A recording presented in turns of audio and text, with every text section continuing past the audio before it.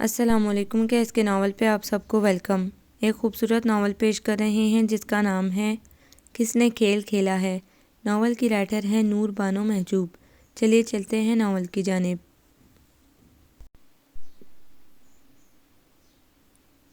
نومیدہ ہمیشہ سے ضدی، کینہ توز، مغرور اور حاسد لڑکی تھی۔ صورت میں بھی وہ پری حسن بانو نہیں تھی، نہ اسے حور شمائل کہا جا سکتا تھا۔ بس وہ ایک عام سی لڑکی تھی، کھلتا ہوا گندمی رنگ، مناسب خدوخال، لمبا چھریرا بدن۔ البتہ اسے پہننے اوڑھنے کا سلیقہ تھا۔ شہر کی پڑھی لکھی جدید سوسائٹی کی لڑکی یوں بھی اپنے بناؤ سنگار پر زیادہ توجہ دیتی ہے۔ نئے فیشن کے ملبوسات، نئے اسٹائل کے بال اور حسین محجبین بننے کے گر اور لبانے کے انداز سے وہ واقف ہوتی ہے۔ اس طرح وہ ایک خوش شکل لڑکی کہی جا سکتی تھی۔ تمکنت اتنی تھی کہ کوئی اس کی طرف بڑھنے کی کوشش نہ کرتا۔ اپنی مرضی کے خلاف کوئی بات اسے گوارا نہ تھی، لمحوں میں بے عزت کر کے رکھ دیتی تھی۔ اس لیے کالج میں اس کی دوستوں کی تعداد بہت کم تھی اور اس کی طبیعت دیکھتے ہوئے وہ بھی رخصت ہو رہی تھی۔ بس ایک تنہا سہیلی یا دوست جو بھی تھی وہ ذکیہ تھی، خوبصورت اور تیکھے نقش و نگار کی سلونی موہنی سی لڑکی۔ شاید اس لیے کہ وہ ایک غریب اسکول ماسٹر کی ذہین بیٹی تھی جو نومیدہ کے ساتھ کالج میں پڑھ رہی تھی۔ پتہ نہیں کیوں وہ اس کے اتنے قریب آ گئی تھی کہ اپنی کم حیثیت اور کم روئی کا طعنہ سننے کے باوجود ہنستی رہتی تھی۔ شاید اس کی بے وقوفی پر کہ حسن و دولت آنی جانی چیزیں ہیں، اس پر تو کبھی اکڑ کر نہیں چلنا چاہیے۔ غرور تو خدا کو بھی پسند نہیں آیا کبھی، مگر کچھ کہتے ڈرتی تھی کہ اپنی سرکشی اور غرور کے باوجود وہ اسے اچھی لگتی تھی، وہ اسے ناراض کرنا نہیں چاہتی تھی۔ نومیدہ بچپن سے اپنے کزن کو پسند کرتی تھی اور ایک دن وہ اس کا ہاتھ پکڑ کر لان میں کھینچ لائی اور اسے اپنی محبت کا یقین دلاتے ہوئے آنکھوں میں آنسو بھر کر بولی، میں سچ کہتی ہوں قسیم، جب سے میں نے ہوش سنبھالا ہے میں نے آپ ہی کو اپنا سائبان سمجھا ہے۔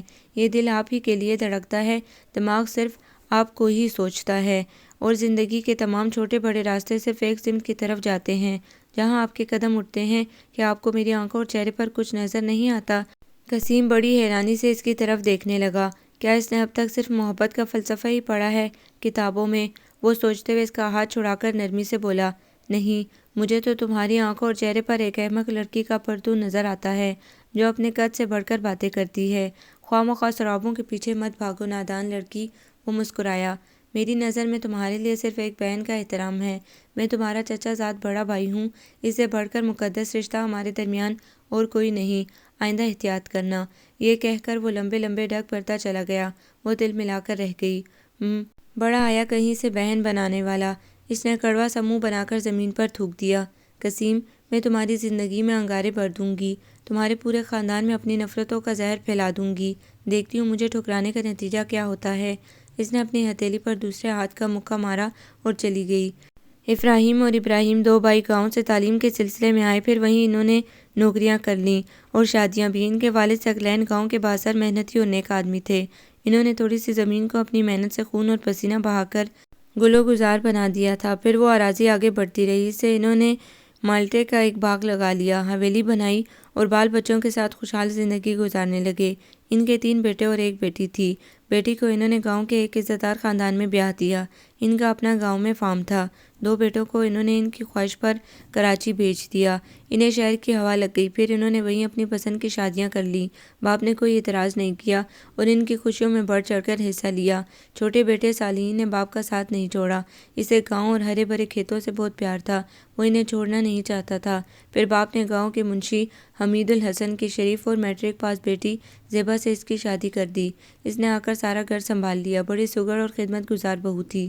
بڑی دونوں بہوؤں کی طرف سے انہیں جو محرومی ملی تھی وہ چھوٹی نے آ کر مسرتوں میں بدل دی تھی۔ خوبصورت اور سیدھی سادی لڑکی تھی۔ ابراہیم اور افراہیم کبھی کبھی اپنی بیوی بچوں کے ساتھ گاؤں آ کر ماں باپ سے مل جایا کرتے تھے۔ سب خوش ہو جاتے تھے، بچے خوب انجوائے کرتے۔ حدیقہ صالحین کی بیٹی تھی، ماں کی طرح میدے اور شہاب سے گندی ہوئی، کمگو اور ہنسمکھ۔ قسیم کا جھکاؤ حدیقہ کی طرف تھا، جبکہ نومیدہ قسیم میں شروع سے دلچسپی رکھتی تھی اور سرکشی کی حد تک اسے اپنانے کے چکر میں لگی رہتی تھی، مگر دونوں کے مزاجوں میں زمین و آسمان کا فرق تھا۔ نومیدہ انتہائی چرب زبان، تلخ لہجہ رکھنے والی مغرور لڑکی تھی، خود نمائی کا چلتا پھرتا اشتہار، اور قسیم نہایت سوبر، شیریں اور نرم لہجے والا ایک خوبرو نوجوان تھا۔ اسے حدیقہ کی طرح اپنی چھوٹی چچی جان زیبا بھی بہت پسند تھی، محبت اور شفقت کا سمبل۔ اس کا جی چاہتا کاش ہم سب لوگ حویلی میں رہتے یا پھر دادا چچی چچا لوگ شہر میں ہوتے، ایک ساتھ کتنا اچھا لگتا اور کبھی کبھی زیبا بھی یہی سوچنے لگتی۔ ان کا بس چلتا تو وہ اپنی دونوں جٹھانیوں کو اپنی باہوں میں لے کر چلتی، سب کے سکھ دکھ سانجھی ہوتے، ہم اتنی دور دور نہ ہوتے۔ مگر ثقلین صاحب نے کبھی بچوں پر اپنی مرضی نہیں چلائی۔ جسے شہر پسند آیا وہاں رہ گیا، جسے گاؤں اچھا لگا گاؤں میں رہا، اور اب تو وہ سب بھی ماشاءاللہ اولاد والے ہو گئے تھے۔ شہر میں بڑے سے 2 منزلہ مکان میں دونوں بھائی ابراہیم اور افراہیم رہتے تھے۔ اوپر بڑے بھائی افراہیم اور نیچے چھوٹے یعنی منجلے بھائی ابراہیم اپنے بیوی بچوں سمیت رہتے تھے۔ نمیدہ کی ایک بہن تھی اور 2 بھائی، وہ سب سے بڑی تھی۔ بھائی دونوں چھوٹے تھے مگر اس کی طبیعت سب سے جدا تھی۔ بھائی بہن سے خائف رہتے تھے۔ وہ نہ صرف بھائی بہن پر بلکہ ماں باپ پر بھی حاوی تھی۔ پھر چھٹیوں میں اچانک ابراہیم اور افراہیم نے بچوں کے ساتھ گاؤں جانے کا پروگرام بنا لیا۔ اس وقت نمیدہ اسکول میں پڑھ رہی تھی، لیکن چھوٹی سی عمر میں اس کی بڑی بڑی سوچیں تھیں، دنیا کو فتح کر لینے والی۔ اس نے سن تو رکھا تھا کہ چھوٹے چچا کی بیٹی حدیقہ بڑی خوبصورت اور محبت کی لڑکی ہے۔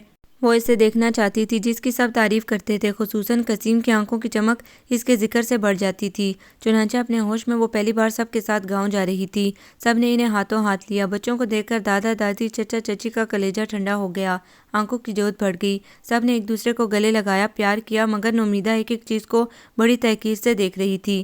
اس کی نگاہوں میں بڑی نخوت تھی۔ تب اچانک محسوس ہوا جیسے کمرے میں روشنی ہو گئی، 100 واٹ کا بلب 1000 واٹ کا ہو گیا۔ چھوٹی چچی اور دادی کے ساتھ حدیقہ اندر داخل ہوئی۔ سادہ شلوار سوٹ میں میک اپ سے مبرا اس کا معصوم حسن قیامت ڈھا رہا تھا۔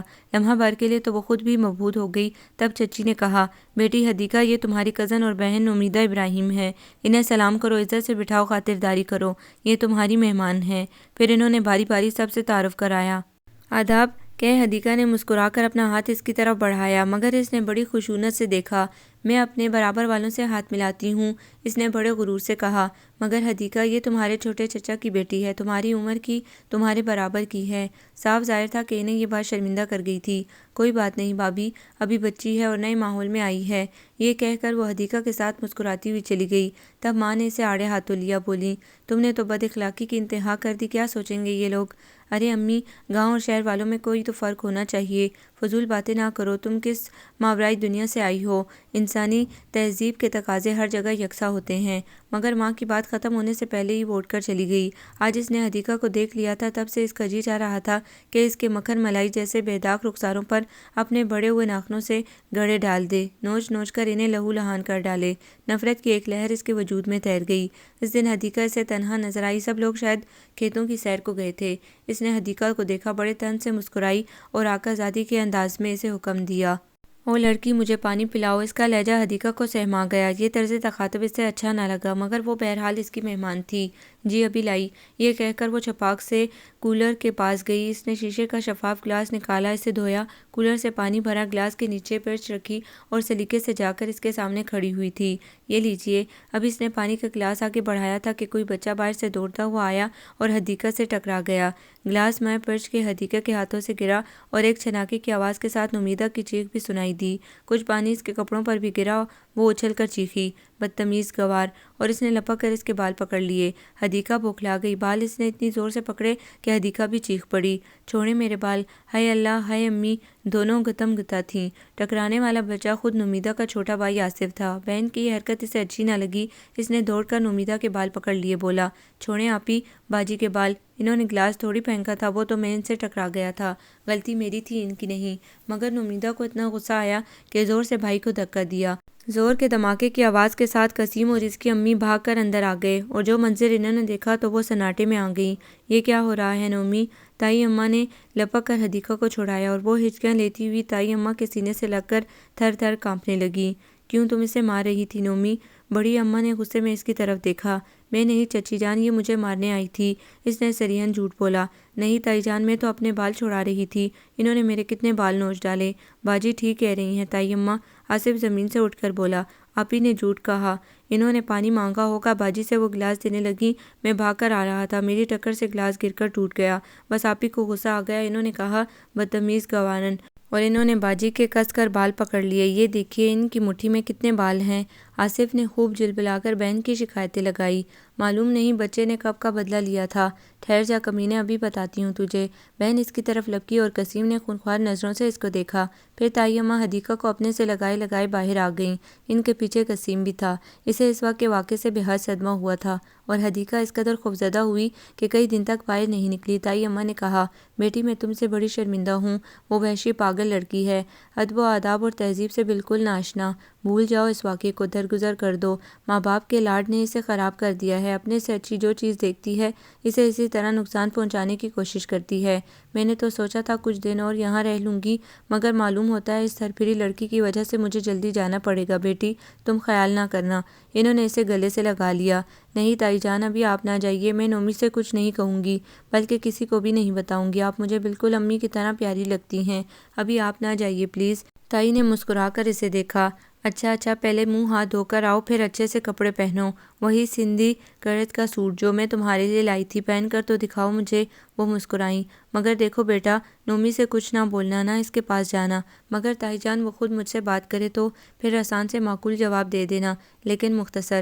اس نے مسکرا کر تائید میں گردن ہلائی۔ گلاس ٹوٹنے اور حدیقہ کے بال نوچنے کی یہ کہانی آصف نے سب کو سنا دی تھی اور ماں کی باز پرس پر اس نے آصف کو مارا بھی تھا۔ زیبا نے خاص کر اس چیز کو نوٹ کیا تھا کہ نومیدہ حدیقہ کو پسند نہیں کرتی، جانے وہ اس سے کیوں کھار کھاتی ہے۔ اس دن سے نومیدہ قسیم کو کوئی خون آشام چمگادڑ کے روپ میں نظر آنے لگی، جو اپنے مفاد کے لیے کسی کا بھی خون پی سکتی تھی۔ آخر وہ لوگ جب چلے گئے تو حدیقہ نے سکون کی سانس لی اور زیبا نے سوچا، ان شہر والیوں کے بڑے نخرے، بڑے مزاج، خصوصاً چھوٹی جیٹھانی اور ان کی بیٹی، اللہ کی پناہ۔ ماں کو چاہے خیال آ جائے پر بیٹی کی نظریں تو ہمیشہ آسمان پر رہتی ہیں۔ اور یہ سچ تھا کہ اس واقعے سے نومیدہ نے حدیقہ کو نیچا دکھانے کا پلان بنا لیا تھا۔ گھر میں ماں باپ کی یہی خواہش تھی کہ قسیم ان کا داماد بنے، مگر تائی جان یا تایا ابا نے کبھی اس موضوع پر بات نہیں کی اور قسیم تو اس کے نام سے ہی کانوں پر ہاتھ رکھتا تھا۔ ایسی لڑکیاں تو بیوی بن کر شوہروں کی ناک میں نکیل ڈال دیتی ہیں اور خود ان پر سواری کرتی ہیں۔ شوہر کمبخت سانس بھی اپنی مرضی سے نہیں لے سکتا، اور جب حدیقہ کا تصور آتا تو آنکھوں میں کہکشاں اتر آتی۔ وہ دودھ اور مکھن سے بنا ہوا نازک پیکر اندر سے بھی اتنا ہی نرم و گداز تھا۔ ایک نہیں ان گنت زندگیاں بھی اس پر واردے تب بھی کم تھی۔ امی جان، گھر میں یہ کیا کھچڑی پک رہی ہے؟ دھیرے دھیرے ایک دن نسیم نے پوچھا۔ کیسی کھچڑی؟ یہی کہ نومیدہ کو آپ اپنی بہو بنانے کی تیاریاں کر رہی ہیں۔ ارے نہیں بھئی، یہ تمہیں کس نے بتایا؟ وہ مزید حیرانی سے پوچھنے لگیں۔ وہ آپ کی لاڈلی چہیتی نومی ہنستے کھلکھلاتے معنی خیز نظروں سے مجھے دیکھتی ہوئی گنگنا رہی تھی۔ تم میرے ہو، تم میرے ہو۔ انہوں نے ایک قہقہ لگایا اور دیر تک ہنستی رہیں، پھر بولیں، بیوقوف لڑکے، اس عمر میں سارے لڑکے لڑکیاں اس طرح چھیڑ چھاڑ کرتے ہیں۔ اچھا ایک بات بتاؤ۔ جی فرمائیں۔ اگر تم نومیدہ سے شادی نہیں کرو گے تو پھر کس سے کرو گے؟ کوئی لڑکی دیکھی ہے تم نے؟ کیوں امی، کیا حدیقہ اچھی لڑکی نہیں ہے؟ اس نے ہیر پھیر کر پوچھا۔ بہت اچھی لڑکی ہے، مگر یہ میرے سوال کا جواب تو نہیں۔ وہ مسکرائیں۔ بس مجھے حدیقہ اچھی لگتی ہے، اس نے سر جھکا کر کہا۔ ٹھیک ہے، وہ تو مجھے بھی بہت اچھی لگتی ہے، مگر تم اپنی پڑھائی پر توجہ دو۔ اب تم گاؤں اس وقت تک نہیں جاؤ گے جب تک امتحان سے فارغ نہ ہو جاؤ۔ ٹھیک ہے امی۔ پھر اس نے واقعی پڑھائی پر اپنی پوری توجہ مبذول کر دی اور کسی طرف بھی نہ دیکھا، حتیٰ کہ جب اسے حدیقہ کا خیال آتا تو یہ کہہ کر کتاب اٹھا لیتا، حدی مائنڈ نہ کرنا، بہت مصروف ہوں۔ نومیدہ کی چھیڑ چھاڑ اسی طرح جاری تھی۔ اسے تیزی سے سیڑھیاں اترتے دیکھتی تو لپک کر سامنے آ جاتی۔ کیا گاڑی چھوٹی جا رہی ہے؟ اتنی جلدی کاہے کی ہے؟ دیکھو نومی، میں نے کتنی بار کہا ہے کہ کالی بلی کی طرح میرا راستہ نہ کاٹا کرو، سارا دن میرا بور گزرتا ہے۔ قسیم دب جاتا۔ پرواہ نہیں، مجھے کالی بلی کہو، شیر کہو یا کچھ اور، مگر قسیم ایک بار مسکرا کر میری طرف دیکھ لو۔ لا حول ولا قوت، تمہیں تو ذرا بھی شرم و حیا چھو کر نہیں گزری، ہٹو راستے سے۔ اور وہ غصے میں اس کو دھکا دے کر گزرنے لگا تو وہ ٹھٹھا مار کر ہنسی۔ میرے مزاج کا اس میں کوئی قصور نہیں، تیرے سلوک نے لہجہ بدل دیا ہے میرا۔ قسیم نے جاتے جاتے مڑ کر اسے کڑی نگاہ سے دیکھا اور وہ ہنستی ہوئی بھاگ گئی۔ اب وہ امتحانوں سے فارغ ہو گیا تھا اور ماں سے اجازت لے کر گاؤں جانے کی تیاریاں کر رہا تھا۔ کچھ دیر ہوئی، وہ لانڈری سے سفید کاٹن کا کلف لگا کرتا شلوار لایا تھا اور اب باتھ روم سے نکل کر تولیے سے بال خشک کر رہا تھا۔ نومیدہ جانے کب اوپر آ کر کھڑکی کے پٹ سے چپک کر کھڑی ہو گئی تھی۔ وہ آئینے کے سامنے کھڑا پرفیوم چھڑک رہا تھا، تبھی آئینے میں اس کا چہرہ ابھرا۔ وہ گھبرا کر مڑا، اس کی آنکھوں میں سخت غصہ تھا۔ کیا بات ہے، کیوں میرے کمرے میں آئی؟ بڑا تپا تپا سا لہجہ تھا۔ آپ کو دیکھنے آئی تھی۔ وہ بڑی ادا سے مسکرائی۔ یہ اتنی تیاریاں کس لیے؟ کہاں جا رہے ہیں آپ؟ اس نے پھر پوچھا۔ کیوں میں کہیں جا رہا ہوں؟ مطلب نہ ہوتا تو میں کیوں وقت بے وقت آپ کے راستے میں یوں آ کر کھڑی ہو جاتی؟ وہ مسکرائی۔ بولو بولو، کیا بات ہے؟ وہ ہمتاً گوش بھی تھا اور غصہ بھی آ رہا تھا۔ آپ جانتے ہیں آپ کو سب کچھ پتا ہے۔ یہ کہہ کر وہ پھر چلاوے کی طرح غائب ہو گئی۔ عجیب پاگل لڑکی ہے، اس نے تو پیچھا ہی لے لیا ہے میرا۔ اس کا دوست گاؤں جانے کے لیے گاڑی لے کر آیا تھا۔ ہارن کی آواز پر وہ نیچے اترا۔ ارے ارے ذرا ٹھہریے تو۔ وہ کمرے سے نکل کر اس کی طرف دوڑی۔ یا اللہ خیر۔ وہ چپ چاپ جہاں تھا وہیں کھڑا ہو گیا اور وہ سامنے آ کر بولی، ایک شعر سن لیجئے۔ اس کا جی چاہا اپنا سر پیٹ لے، مگر خون کا سا گھونٹ پی کر اس کی طرف دیکھا۔ جی ارشاد۔ عرض کیا ہے، ہمیں نہ چھیڑ کہ ہم سوزے غم کے مارے لوگ، سجائے پھرتے ہیں آنکھوں میں کرچیاں دل کی۔ کیسا ہے؟ بہت اچھا ماشاءاللہ، بڑی ترقی کر رہی ہو۔ اور وہ جلدی سے جا کر گاڑی میں بیٹھ گیا۔ پھر بہت سے دن آگے سرک گئے۔ نومیدہ فائنل کا امتحان دے رہی تھی اور قسیم MSc کر رہا تھا۔ پھر اس کی خواہش پر بڑی اماں نے گاؤں جا کر حدیقہ کو قسیم کے نام کی انگوٹھی پہنا دی۔ انہوں نے یہ بات کسی کو نہیں بتائی تھی، چھپ چھپاتے یہ کام ہو گیا، لیکن دیکھا گیا ہے کہ کوئی بات اگر چھپانے کی کوشش کرو کسی مصلحت سے صحیح، وہ خوشبو کی طرح سب سے پہلے ہوا میں اڑ جاتی ہے۔ یہ خبر بھی نومیدہ کو سب سے پہلے ملی۔ وہ جو قسیم کے پل پل کی خبر رکھتی تھی کہ کہاں گیا، کس سے ملا، کیا کیا، سو یہ خبر اسے ذکیہ نے سنائی تھی۔ اس کے بھی کچھ رشتہ دار گاؤں میں رہتے تھے، اس حوالے سے اس کا وہاں آنا جانا تھا، اور نومیدہ نے اپنے متعلق اسے سب کچھ بتایا ہوا تھا۔ اور جب اسے معلوم ہوا کہ پچھلی بار تائی جان گاؤں جا کر حدیقہ سے قسیم کی منگنی کر آئی ہیں، تو اس نے گھر میں ایک ہنگامہ کھڑا کر دیا۔ بھائی باوج نے بھی اچھا خاصا محاذ قائم کر لیا تھا۔ بھائی نے بھائی سے جواب طلب کر لیا۔ انہوں نے بھائی سے پوچھا، آپ نے ہمیں کیوں نہ بتایا؟ ہمیشہ ساتھ رہنے والے دو بھائیوں کی اولادوں میں یہ فرق، یہ غیریت کیوں برتی؟ ہمارے سکھ دکھ تو ساتھ ہی تھے، تو پھر آپ نے گھر سے باہر کیوں خوشی کے راستے تلاش کر لیے، جبکہ ہماری بیٹی تعلیم، تہذیب اور حسن و خوبصورتی ذوق میں حدیقہ سے کہیں بہتر تھی؟ پھر ان کی بیگم نے منہ ٹیڑھا کر کے اپنے جیٹھ جیٹھانی کی طرف دیکھ کر کہا، ارے اس گوارن سے بھلا میری نومیدہ کا کیا مقابلہ؟ اب بڑے بھائی کا خاموش رہنا مشکل تھا۔ انہوں نے انتہائی نرمی اور سمجھداری سے بھائی باوج کو مخاطب کر کے کہا، رشیدہ بھابی، آپ نے جو کچھ کہا اس کی صداقت میں کوئی شبہ نہیں۔ میں جانتا ہوں نومی ایک پڑھی لکھی اور اچھی لڑکی ہے، مگر اب اسے کیا کہا جائے کہ وہ میرے بیٹے کے معیار مزاج اور زندگی گزارنے کے لائے عمل پر پوری نہیں اترتی۔ اسے ایک سیدھی سادی، نرم خو، خدمت گزار، گھریلو اور مزاج آشنا بیوی چاہیے تھی، اور حدیقہ میں یہ تمام خوبیاں موجود ہیں۔ بھابی، زندگی قسیم کو گزارنی ہے۔ ہم اپنی اولاد سے اپنے ماں باپ اور سرپرست ہونے کا تاوان نہیں لے سکتے۔ انہیں پرورش کرنا، تعلیم و تربیت دے کر اچھا انسان بنانا تو ہر ماں باپ کا فرض ہوتا ہے، لیکن اس کے بدلے میں ان پر اپنی مرضی مسلط کرنا، بچوں کے جذبات سے کھیلنا سراسر ناانصافی ہے۔ ہم اپنی اولاد کو خوش دیکھنا چاہتے ہیں، اگر وہ کوئی غلط راستہ اختیار کرنے کی کوشش کریں گے تو ہم انہیں ضرور روکیں گے، منع کریں گے، مگر قسیم نے کسی غلط راستے کا انتخاب نہیں کیا ہے۔ حدیقہ بھی تو ہمارا ہی خون ہے بھابی، ہمارے چھوٹے بھائی کی نیک اور معصوم بیٹی۔ حدیقہ اور نومیدہ ایک ہی شاخ کے دو پھول ہیں، پھر ہم پر تفریق کا الزام کیوں؟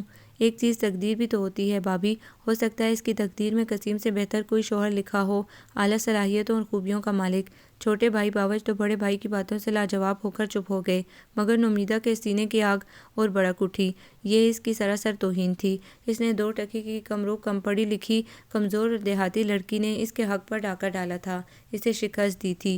میں بھی اسے تمام زندگی چین نہیں لینے دوں گی، دیکھوں گی یہ کب تک سہاگن رہتی ہے۔ میری آہیں اس کی زندگی کی ہر خواہش، ہر خوشی کو تاراج کر ڈالے گی۔ قسیم، تم نے مجھے ٹھکرا کر اپنی موت کو آواز دی ہے، میں تمہیں جینے نہیں دوں گی۔ نومیدہ اس دن تڑپ تڑپ کر روئی۔ اس نے دامن پھیلا پھیلا کر کوسا، خوب خوب بددعائیں دیں، اور ماں باپ اندر ہی اندر لرزتے رہے۔ وہ اپنی بیٹی کی شعلہ فشانی سے بے حد خوفزدہ تھے۔ پھر اللہ کا کرنا یوں ہوا کہ جلد ہی اس کا رشتہ آ گیا۔ لڑکے کا لندن میں ذاتی بزنس تھا، والدین بھی اس کے وہیں تھے، بیائی بہنیں یہاں تھیں اور وہی نومیدہ کا رشتہ لائی تھیں۔ ابراہیم صاحب نے ضروری تحقیقات کے بعد رشتہ منظور کر لیا اور 2 ماہ کے اندر اس کی شادی کر کے رخصت کر دیا۔ گاؤں سے بھی سب لوگ شادی میں شرکت کے لیے آئے تھے، مگر حدیقہ دادی کے پاس رہی تھی، کیونکہ ان دنوں ان کی طبیعت خراب تھی۔ حدیقہ خود بھی جانا نہیں چاہتی تھی، وہ نومیدہ کی نفرتوں کو بھولی نہیں تھی۔ شادی بڑی دھوم دھام سے ہوئی تھی، سب بہت خوش تھے۔ اس کے بعد پھر حدیقہ کی بھی شادی ہو گئی اور وہ رخصت ہو کر قصر افراہیم میں آ گئی۔ اس کی یہاں بڑی پذیرائی ہوئی۔ ابراہیم اور ان کی بیگم رشیدہ خانم نے بھی اسے بہت پیار دیا، کیونکہ قسیم سے کہیں اچھا داماد انہیں مل گیا تھا، اس لیے پچھلی تمام رنجشیں انہوں نے بھلا دی تھیں۔ مگر نومیدہ کے لیے یہ مزید عذابناک تصور تھا کہ حدیقہ بیاہ کر اسی گھر کے ایک حصے میں آئی ہے جہاں پل پل اس کا قسیم کے ساتھ گزرا تھا۔ وہ اپنی شکست کو بھولی نہیں تھی۔ جب بھی ماں کو فون کرتی تو حدیقہ کے لیے اس کی زبان سے کوئی اچھا جملہ نہ نکلتا۔ وہ بیٹی کی باتوں سے اندازہ لگا لیتی تھی کہ نومیدہ ابھی تک اپنی ہار کو نہیں بھولی تھی۔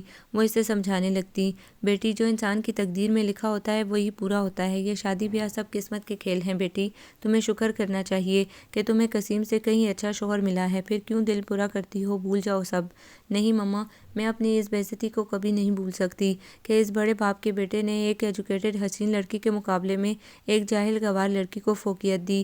بری بات ہے بیٹا، تم اپنے شوہر، اپنے گھر اور بچوں کو دیکھو، اللہ نے تمہیں وہ سب کچھ دیا ہے، دولت، عزت، محبت، جو تمہیں قسیم نہیں دے سکتا تھا۔ تمہیں تو ہر لمحہ شکر گزار رہنا چاہیے اپنے خدا کا، اس نے تمہیں ہر طرح نوازا ہے۔ شکر۔ اس نے کھٹ سے فون بند کر دیا۔ جب ابراہیم اور افراہیم شہر میں سیٹ ہوئے تھے، اس وقت ساتھ میں رشتے کے ایک ماموزاد بھائی مکرم علی بھی تھے۔ ان کے پاس پلاسٹک کے برتنوں کی ایجنسی تھی اور انہوں نے صدر میں ایک دکان بھی لے لی تھی، مگر رہائش کے لیے بہت پریشان تھے، جس کا حل اس طرح افراہیم نے نکالا کہ تیسری منزل تعمیر کرنے کی اجازت دے دی۔ مکرم علی نے تیسری منزل پر 3 کمرے، کچن وغیرہ بنوا لیا اور رہائش اختیار کر لی۔ ان کی بیوی بڑی محبت کرنے والی خاتون تھی۔ رحمت بی بی کو خدا نے سراپا رحمت بنایا تھا۔ مکرم کو سب بڑے بھائی اور ان کی بیوی کو بڑی بھابھی کہتے تھے۔ افراہیم کی بیوی سے ان کا بڑا پہناوا تھا۔ رحمت بی بی اگر دال بھی پکاتی تو وہ افراہیم کے دسترخوان پر ضرور نظر آتی۔ اسی طرح افراہیم کی بیگم کوئی ڈش بناتی تو وہ رحمت بی بی کو ضرور بھیجتی۔ آنا جانا تو ان کا ابراہیم کے گھر میں بھی تھا، مگر رشیدہ بھابھی ذرا لیے دیے رہنے والی محتاط قسم کی خاتون تھیں، زیادہ بے تکلفی پسند کرتی تھیں، اس لیے وہ بھی ان سے کم ملتی تھی۔ حدیقہ اور قسیم کی ازدواجی زندگی قابل رشک تھی۔ ساس سسر اس پر مہربان تھے۔ 2 دیور تھے، اس کے ایک تو لاہور چلا گیا، وہاں اس نے ایک بنگالن سے شادی کر لی۔ دوسرے کی بیوی ایک صنعت کار کی بیٹی تھی، پڑھی لکھی، خوش مزاج اور محبت کرنے والی۔ زریں حدیقہ کی اس سے بڑی بنتی تھی۔ حدیقہ کے 2 بیٹے 2 بیٹیاں تھیں۔ سب سے بڑی بیٹی تھی عروسہ، اس کے بعد انیکا، پھر 2 بیٹے۔ زریں کی صرف 2 بیٹیاں تھیں۔ گھر میں بڑی رونق رہتی تھی۔ عروسہ بڑی حساس ماں کی طرح خوبصورت تھی۔ پہلے وہ پلان بناتی تھی، پھر ان پر عمل درآمد کرتی تھی۔ رشیدہ بھابھی سے معلوم ہوا تھا کہ نومیدہ کے بھی 4 بچے تھے، جس میں 3 بیٹیاں تھیں اور صرف ایک بیٹا جو پہلوٹی کا تھا۔ اب تو اسے عرصہ ہو گیا، ایک آدھ پھیرا تو لگانا تھا اسے پاکستان کا۔ تائی نے کہا تو رشیدہ مسکرا کر بولی، وہ کہتی ہے جب میرا بیٹا جوان ہو جائے گا تب پاکستان آؤں گی۔ کیوں، کیا اس نے کوئی منت مانی تھی؟ رحمت بی بی نے ہنس کر پوچھا۔ نہیں، بلکہ اس کی تعلیم مکمل کر کے آئے گی۔ پھر تو ٹھیک ہی کہا اس نے۔ ایک دن ابراہیم کی بڑی سالی یعنی رشیدہ خانم کی بڑی بہن رہنے کے لیے آ گئیں۔ ان کا ایک ہی بیٹا تھا جو بیوی بچوں کے ساتھ باہر تھا، اور وہ اکیلے گھر میں گھبراتی تھیں، کبھی ایک عزیز کے گھر، کبھی دوسرے کے گھر، کبھی کسی ملنے والی اور کبھی کسی سہیلی کے گھر ان کے دن گزرتے تھے۔ زبان کی بڑی تیز تھی، باتوں میں انہیں بدتولی حاصل تھا، تمام محلے اور ساری خاندان والوں کی انہیں خبر رہتی تھی، ہر ایک سے آگاہی ان کی ہابی تھی۔ رشیدہ نے کہا، اے آپا، آپ خواہ مخواہ گھر گھر جھانکتی پھرتی ہیں، میرا اتنا بڑا گھر پڑا ہے، اپنا گھر کرائے پر اٹھا دیں اور یہاں آ جائیں، ہمیں دوسراہٹ ہو جائے گی۔ جب سے نومیدہ گئی ہے میرا دل اڑا اڑا رہتا ہے۔ دونوں بیٹوں کو بھی ابراہیم نے باہر پڑھنے کے لیے بھیج دیا ہے، میں تو بالکل تنہا رہ گئی ہوں۔ اندھا کیا چاہے 2 آنکھیں۔ بڑی آپا کو تو جیسے پیغمبری مل گئی، جٹ انہوں نے سامان باندھا، چابی پڑوس میں دی اور رکشا گھر کے گھر آ گئیں۔ تب سے وہ خالہ اماں کے منصب پر فائز ہو گئیں۔ زبان کچھ اور ان کی تیز ہو گئی تھی۔ انہوں نے آتے ہی 3 منزلوں کا سروے کر ڈالا، کچھ حالات دیکھے، کچھ سنے، کچھ چھوٹی بہن سے معلوم ہو گئے، باقی رہی صحیح کسر نومیدہ نے فون پر اپنی خالہ کو اپنا دکھ بتا کر پوری کر دی۔ اب خالہ اماں کی نگاہ خاص حدیقہ پر تھی، کبھی مہربان، کبھی نامہربان۔ نومیدہ کی چرب زبانی اور منتقمانہ ذہنیت کے باوجود اس کی خالہ اسے بہت چاہتی تھی۔ جب سے وہ یہاں آئی تھی، رات 12 بجے کے بعد فون پر جو باتیں خالہ بھانجی میں ہوتی تھی، اس کا محور صرف حدیقہ تھی۔ آج 15 سال گزرنے کے بعد بھی اس کے کلیجے کی آگ ٹھنڈی نہیں ہوئی تھی، سو خالہ اماں اس کے لیے وہ کام کرنے کو تیار ہو گئی جو وہ کرنا نہیں چاہتی تھی۔ چنانچہ اب وہ لمحہ شاید آ گیا تھا جب کبھی مانگی ہوئی دعائیں اور بددعائیں قبولیت کے دامن میں پناہ لے رہی تھیں، سلگتے دلوں کو تسکین کا سامان مل رہا تھا۔ معلوم نہیں یہ انتقام تھا یا تقدیر کہ عمر کی نقدی ایک دم ختم ہو گئی، معصوم حدیقہ بے قصور ماری گئی۔ رات اچانک قسیم کی طبیعت خراب ہو گئی، اس پر وحشت طاری تھی اور وہ بستر سے اٹھ کر بھاگ رہا تھا۔ ڈاکٹر کو بلایا گیا، اس کی سمجھ میں بھی کچھ نہ آیا تو اس نے نیند کی گولی کھلا کر سلا دیا اور دوائیں دے کر چلا گیا، مگر جب اسے ہوش آتا اس پر اسی طرح وحشت طاری ہو جاتی اور وہ اپنے ہاتھ پاؤں پٹکنے لگتا۔ حدیقہ روتے روتے پاگل ہوئے جا رہی تھی۔ ماں باپ گھر والے سب ہی جیسے سولی پر چڑھ گئے تھے۔ یہ کیا ہو گیا تھا اسے؟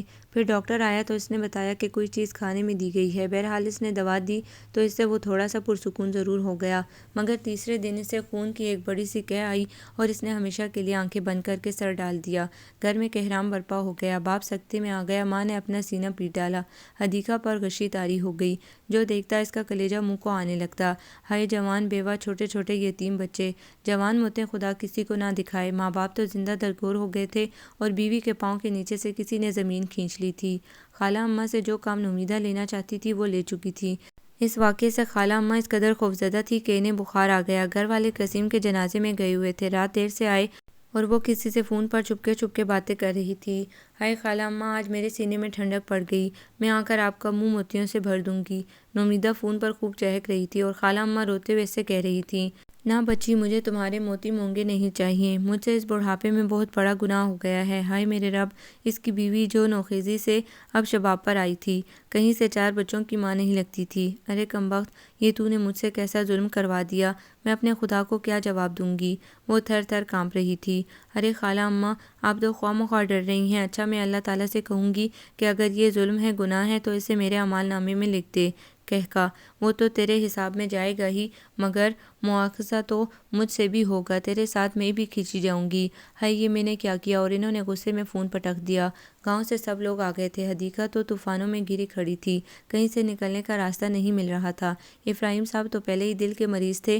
جوان بیٹے کی موت کے 2 ماہ بعد وہ بھی بیٹے کے پاس چلے گئے۔ موت نے جیسے یہ گھر دیکھ لیا تھا۔ اس کے بعد بڑی تائی، چچی، دیور اور دیورانی کی نگاہیں ایک دم بدل گئی۔ انہوں نے حدیقہ کو ایک زبان ہو کر منحوس قرار دے دیا اور اسے منحوس کا ٹائٹل بخشنے میں رشیدہ چچی پیش تھیں۔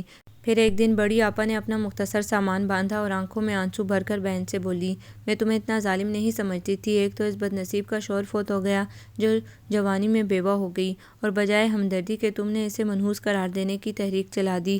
وہ بیچاری کیا کرے گی؟ کس کے دامن میں منہ چھپائے گی؟ میں اب یہاں ہرگز نہیں رہوں گی۔ ارے واہ آپا، تمہیں یہ اچانک حدیقہ سے کیسی ہمدردی ہو گئی؟ بس ہو گئی، جو غلط ہے سو غلط ہے۔ یہ کہہ کر وہ اندر اپنا سوٹ کیس لینے گئی تو خود اپنے ہی الفاظ انہیں کھوکھلے اور بے معنی نظر آئے۔ ضمیر نے ان پر کوڑوں کی بارش کر دی کہ پہلے اپنے گریبان میں جھانک کر بتا، اس ہنستے بستے گھر کو اجاڑا کس نے؟ اس معصوم کے سر سے چادر کس نے کھینچی؟ آج پارسا بن کر بہن کو نصیحت کر رہی ہے، نفرتوں کا یہ بیج ڈالا کس نے؟ اور وہ پھوٹ پھوٹ کر رونے لگی۔ حمیدہ خانم کتنی بھی بری اور تیز کیوں نہ سہی، مگر ان کے دل میں کچھ خوف خدا ضرور تھا۔ بانجی کی محبت نے ان سے یہ گناہ کروا تو لیا تھا، مگر اب ان کا ضمیر چین نہیں لینے دے رہا تھا۔ یا خدایا، میں نے کیا کیا؟ اس واقعے نے انہیں سرتاپا بدل دیا تھا۔ بہن کے پاس سے جانے کے بعد نہ اب وہ کسی کے گھر جھانکتی تھی، نہ کسی کے معاملے میں دخل دیتی تھی۔ بس وہ تھیں اور گوشہ تنہائی۔ انہوں نے اپنے اللہ سے لو لگا لی تھی۔ اس واقعے سے سب سے زیادہ صدمہ رحمت بی بی کو ہوا تھا۔ اس پر ستم یہ کہ اس معصوم حدیقہ کو سب نے منحوس کہہ کر اس کے دکھوں میں مزید اضافہ کر دیا تھا۔ انہوں نے قسیم کی امی کو سمجھایا کہ موت اور زندگی خدا کے ہاتھ میں ہوتی ہیں، بھلا اس حقیر انسان کی کیا مجال کہ کسی کو چند سانسیں ادھار دے سکے یا اس کا اللہ کی مرضی کے بغیر کچھ بگاڑ سکے۔ وہ تو خود بے بال و پر ہو گئی، لٹی تو وہ، اجڑی تو وہ، تخت و تاج اس کا چھنا، پھر وہی منحوس۔ یہ کیسا انصاف ہے؟ یہ کیسی محبت ہے تمہاری؟ بیٹے کے حوالے سے اب تمہیں اس کا زیادہ خیال رکھنا چاہیے، آخر وہ قسیم کے بچوں کی ماں بھی تو ہے۔ رحمت بی بی انہیں سمجھاتی رہیں اور وہ چپکے اپنے آنسو آنچل میں سمیٹتی رہیں۔ بات ان کی سمجھ میں آ گئی تھی، مگر پھر بھی وہ خلوص، وہ محبت، وہ جذبے سرد پڑ گئے تھے۔ اب صرف دنیا داری باقی رہ گئی تھی۔ ہائے کیسے لوگ تھے کہ انہیں اللہ کی حقانیت اور اس کی حاکمیت پر یقین نہیں تھا۔ حدیقہ نے گاؤں سے صرف میٹرک کیا تھا۔ وہ آگے پڑھنا چاہتی تھی مگر وسائل محدود تھے۔ ماں نے کہا شادی کے بعد اپنا شوق پورا کر لینا۔ پھر جب وہ رخصت ہو کر کراچی آئی تو اس کی ایک دوست نے کہا، تمہارے لیے ایک چانس ہے، اگر چاہو تو سی ٹی کر لو، میں تمہاری مدد کروں گی، اگر کہو گی تو اسکول میں تمہیں ٹیچر بھی لگوا دوں گی۔ وہ ہنسی۔ قسیم نے کہا، پہلے تم سی ٹی کر لو، بعد میں دیکھا جائے گا، میں تمہیں پرائیویٹ بی اے کروا دوں گا۔ حدیقہ اس دن بہت خوش تھی۔ اس نے اپنی سہیلی کی مدد سے بڑی امنگوں کے ساتھ سی ٹی کر لیا۔ پھر اسے اتنا موقع ہی نہ ملا، وہ بچوں میں گر گئی۔ پھر اس کے بعد قسیم ہی نہ رہے۔ نہ گھر کے حالات پہلے جیسے رہے تھے، نہ گھر والوں کے دلوں میں گنجائش رہی تھی۔ اس لیے اپنی دوست کے کہنے پر اس نے ٹیچنگ اختیار کر لی۔ آج وہ ٹریننگ اس کے کام آ گئی تھی۔ بچوں کے مستقبل کے لیے اس کو ہی ہاتھ پاؤں مارنے تھے۔ قسیم کی زندگی میں اسے کبھی کوئی کمی نہیں ہوتی، نہ خرچ کی تنگی تھی۔ کھانا سب کا ایک ہی جگہ پکتا تھا، سب ایک ہی میز پر بیٹھ کر کھاتے تھے۔ مگر قسیم کے مرتے ہی ساس نے کہا، بہو اپنا ہانڈی چولہا الگ کر لو، اور وہ چکرا کر رہ گئی۔ لیکن اسے جو کہا گیا وہ کر لیا۔ شوہر کے آفس سے کیا ملا کیا نہیں، دیور نے کچھ نہیں بتایا، مگر وہ اسے 2000 روپے ماہانہ دینے لگے، یہ کہہ کر کہ یہ قسیم بھائی کے واجبات میں سے آپ کو دے رہا ہوں تاکہ اکٹھا خرچ نہ ہو۔ تب بھی اس نے کچھ نہیں کہا۔ کچھ چیزیں گاؤں سے آ جاتی تھی، اس طرح اس نے ایک علیحدہ زندگی کا شیڈول بنا لیا تھا۔ وہ نوکری کرنے لگی تھی۔ صبح ناشتہ کر کے وہ بچوں کو اسکول چھوڑتی ہوئی خود اپنے اسکول چلی جاتی تھی۔ عروسہ سمجھدار تھی، ماں کے ساتھ ان ذاتیوں کا بدلہ ہنگامہ اور شور شرابہ کر کے لیتی تھی۔ وہ سب کی نظریں پہچانتی تھی۔ ماں جتنی خاموش اور نرم خو تھی، اتنی ہی منہ پھٹ اور تیز وہ تھی۔ وہ اپنے سب بھائی بہن میں بڑی تھی۔ جب باپ کا انتقال ہوا اسے شعور تھا، اسے یقین تھا کہ اس کا باپ قتل ہوا ہے، اپنی موت نہیں مرا، صرف اس بنا پر کہ اس کے باپ نے اپنی مرضی سے حدیقہ سے شادی کر لی تھی اور وہ زیر عتاب آ گیا تھا۔ بڑی چچی اور ان کی چہیتی بیٹی اس دشمنی میں پیش تھیں اور یہ باتیں عروسہ کو دوسروں سے معلوم ہوئی تھی۔ ماں نے تو کبھی منہ سے باپ بھی نہ نکالی تھی۔ اگر وہ کچھ اور نہیں کر سکتی تو ان کا چین و آرام تو حرام کر سکتی تھی، اس لیے اس نے زریں کی دونوں بیٹیوں کو اپنا دوست بنا لیا تھا۔ ایک دم سے جیسے فضا میں تیز قسم کی تڑتڑاہٹ اور دھماکے کی آواز گونجی اور رشیدہ چچی گھبرا کر صحن میں نکل آئی۔ یا اللہ خیر! اور جب انہوں نے عروسہ کو اونچی ہیل کے سینڈل میں کھٹ کر دم دم اور تڑتڑاک کر کے سیڑھیوں سے لہراتے اترتے دیکھا تو ان کی آنکھیں پھٹ گئیں۔ اللہ کی مار، سیڑھیوں سے اترنے کا بھلا یہ کون سا انداز ہے؟ میں تو ڈر گئی کہ خدا نخواستہ گلی میں بمباری اور فائرنگ شروع ہو گئی۔ اے بچی، تیرے تو ڈھنگ ہی نرالے ہیں۔ انہوں نے ناک پر انگلی رکھ کر تعصب سے اس کی طرف دیکھا اور اندر چلی گئیں، اور عروسہ نے کہکے لگانے شروع کر دیے۔ منی اور سیفی منہ پر ہاتھ رکھ کر کھی کھی کھی کرنے لگیں۔ ہائے عروسہ آپی، یہ چھوٹی دادی چچی جان سے ایک ایک کی 10 لگائیں گی، اپنے سر پر توا باندھ لیجیے گا۔ یہ کوئی نئی بات نہیں۔ تم بتاؤ منی، یہ میرا نیا سٹائل کیسا لگا سیڑھیاں اترنے کا؟ واقعی آپی، چھوٹی دادی کا خوف سے اتنا سا منہ نکل آیا تھا۔ سیفی نے اشارے سے بتایا اور پھر تینوں کھلکھلا کر ہنس پڑی۔ اور جب حدیقہ تھکی ہاری بچوں کو لے کر اسکول سے آئی تو بیچاری نے چادر بھی نہیں اتاری تھی کہ رشیدہ چچی آدم کی، اے بہو، تمہاری بیٹی نے تو ہمارا ناطقہ بند کر دیا ہے، جانتی ہے نا کہ میں دوپہر میں ذرا کمر لگا لیتی ہوں، بھلا اسے کب گوارا ہے کہ میں سکھ کی ایک نیند لے لوں۔ وہ تاشے باجے بجاتی، پٹاخے چھوڑتی، دم دم کرتی، اوپر سے اترتی کہ ایک دن میں تارے نظر آ جاتے ہیں اور دل کا حال خراب ہو جاتا ہے، جیسے پوری فوج گولہ بارود سمیت گھر میں گھس آئی ہے۔ اے بی، ذرا بیٹی کو لگام ڈالو۔ چچی رشیدہ تو بات سے بات نکالنے میں صدا کی ماہر تھی، ذرا سی بات کو فسانہ بنا کر چھوڑتی تھی۔ اوپر سے سیفی اور منی نے ان کی ہاں میں ہاں ملائی تو حدیقہ کے پتنگے لگ گئے۔ اس نے خونخوار نظروں سے بیٹی کو دیکھا۔ نامراد، کیوں میرے دکھوں میں اضافہ کرتی ہے؟ کیوں مجھے سب کے سامنے شرمندہ کرتی ہے؟ اللہ جانتا ہے میں اسکول جاتی ہوں تو میرا سارا دھیان تیری ہی طرف لگا رہتا ہے، آخر سمجھتی کیوں نہیں؟ بول۔ وہ اسے مارنے اٹھی تو رحمت بی بی نے اس کا ہاتھ پکڑ لیا۔ اب رہنے بھی دو، بچی ہی تو ہے، کوئی اس کا مشغلہ نہیں، مصروفیت نہیں، آخر وہ کیا کرے؟ کوئی تو اسے منہ نہیں لگاتا کہ اس سے ہنسی مذاق کرے۔ اماں، آپ اپنا کام کرایا کریں اس سے، جا کر دادی کے ہاتھ پاؤں دبایا کرے، کرنے کو کام بہت ہیں، سلائی کرائیں اس سے، پڑھنے میں تو اس کا جی نہیں لگتا، 8ویں پڑھ کر سمجھ لیا ہے اس نے کہ پی ایچ ڈی کر لیا ہے۔ ذرا میرے کان تو ٹھنڈے رہیں گے ان کے لیے، میں پیٹ کا ایندھن کمانے جاتی ہوں، کوئی تفریح کرنے نہیں جاتی۔ اوپر سے آؤ تو ان کی من بھر شکایتیں سنو۔ حدیقہ نے چادر اور پرس اٹھا کر رکھا اور باتھ روم میں چلی گئی۔ بڑی اماں نے آ کر خاموش بیٹھی اور عروسہ کے سر پر ہاتھ رکھ کر پیار سے کہا، میری بچی مت ستایا کر، ماں کو دیکھتی نہیں کہ وہ صبح صرف ایک پیالی چائے کی پی کر جاتی ہے اور 2 بجے گھر آتی ہے؟ اس کا چہرہ دیکھا ہے تو نے؟ باپ تو رہا نہیں، ماں کی سلامتی کی خیر منا، ان کا خیال رکھا کر بچی۔ بڑی اماں، میں امی کو کب ستاتی ہوں؟ میں تو اس نے چھوٹی دادی کے کمرے کی طرف غصے میں دیکھا۔ رحمت بی بی کو ہنسی آ گئی۔ انہوں نے مسکراتے ہوئے کہا، ارے بیٹی، رشیدہ کا تو مشن ہی یہی ہے کہ وہ تیری ماں کو سکھ کی سانس نہ لینے دے اور اس کے بچے رل جائیں۔ تیری ان شرارتوں سے اس کی صحت پر کیا اثر پڑتا ہے؟ اچھا جا، ماں کے گلے میں بائیں ڈال کر اسے منا لے اور کھانا گرم کر کے میز پر لگا دے۔ وہ چلی گئی تو عروسہ اٹھی، چولہا جلا کر ہانڈی رکھی، میز پر برتن لگائے اور بھائی بہن سے کہا چل کر کھانا کھا لیں۔ پھر ماں کے پاس گئی، وہ منہ پر ہاتھ رکھے لیٹی تھی۔ امی اٹھیے، کھانا کھا لیجیے۔ میں کھانا نہیں کھاؤں گی، انہوں نے ہاتھ ہٹا کر اس کی طرف دیکھ کر کہا۔ عروسہ کے سینے میں پھانسی اٹک گئی۔ اتنے میں دونوں بیٹے آ کر ماں سے لپٹ گئے۔ امی، آپ لیٹی کیوں ہیں؟ کچھ نہیں بیٹے، تھک گئی ہوں۔ امی کھانا نہیں کھائیں گی؟ دونوں نے پوچھا۔ نہیں، تم لوگ جا کر کھاؤ۔ وہ دونوں چلے گئے تو عروسہ آہستگی سے ماں کے پہلو میں بیٹھ گئی اور ان کی پیشانی سے سر ٹکا کر بولی، امی پلیز ناراض نہ ہو، چل کر کھانا کھا لیں۔ چھوٹی دادی تو بس یوں ہی بھانس کا بانس بنا لیتی ہیں، انہیں ہماری ذرا سی خوشی گوارا نہیں۔ یہ گھر ہے، کوئی شہر خاموشہ نہیں، آپ مجھے نانو کے پاس گاؤں بھیج دیں۔ وہ ماں کو پیار کرتے ہوئے لاڈ سے بولی، ہاں، تاکہ تو وہاں نانو کا ناطقہ بند کر دے، کھیتوں اور باغوں میں چھلانگیں لگاتی پھرے اور وہاں سے فون پر مجھے شکایتیں ملیں، کہیں مجھے سر اٹھا کر چلنے دے گی۔ حدیقہ اسے ہٹا کر اٹھ بیٹھی اور عروسہ منہ پر ہاتھ رکھ کر رونے لگی۔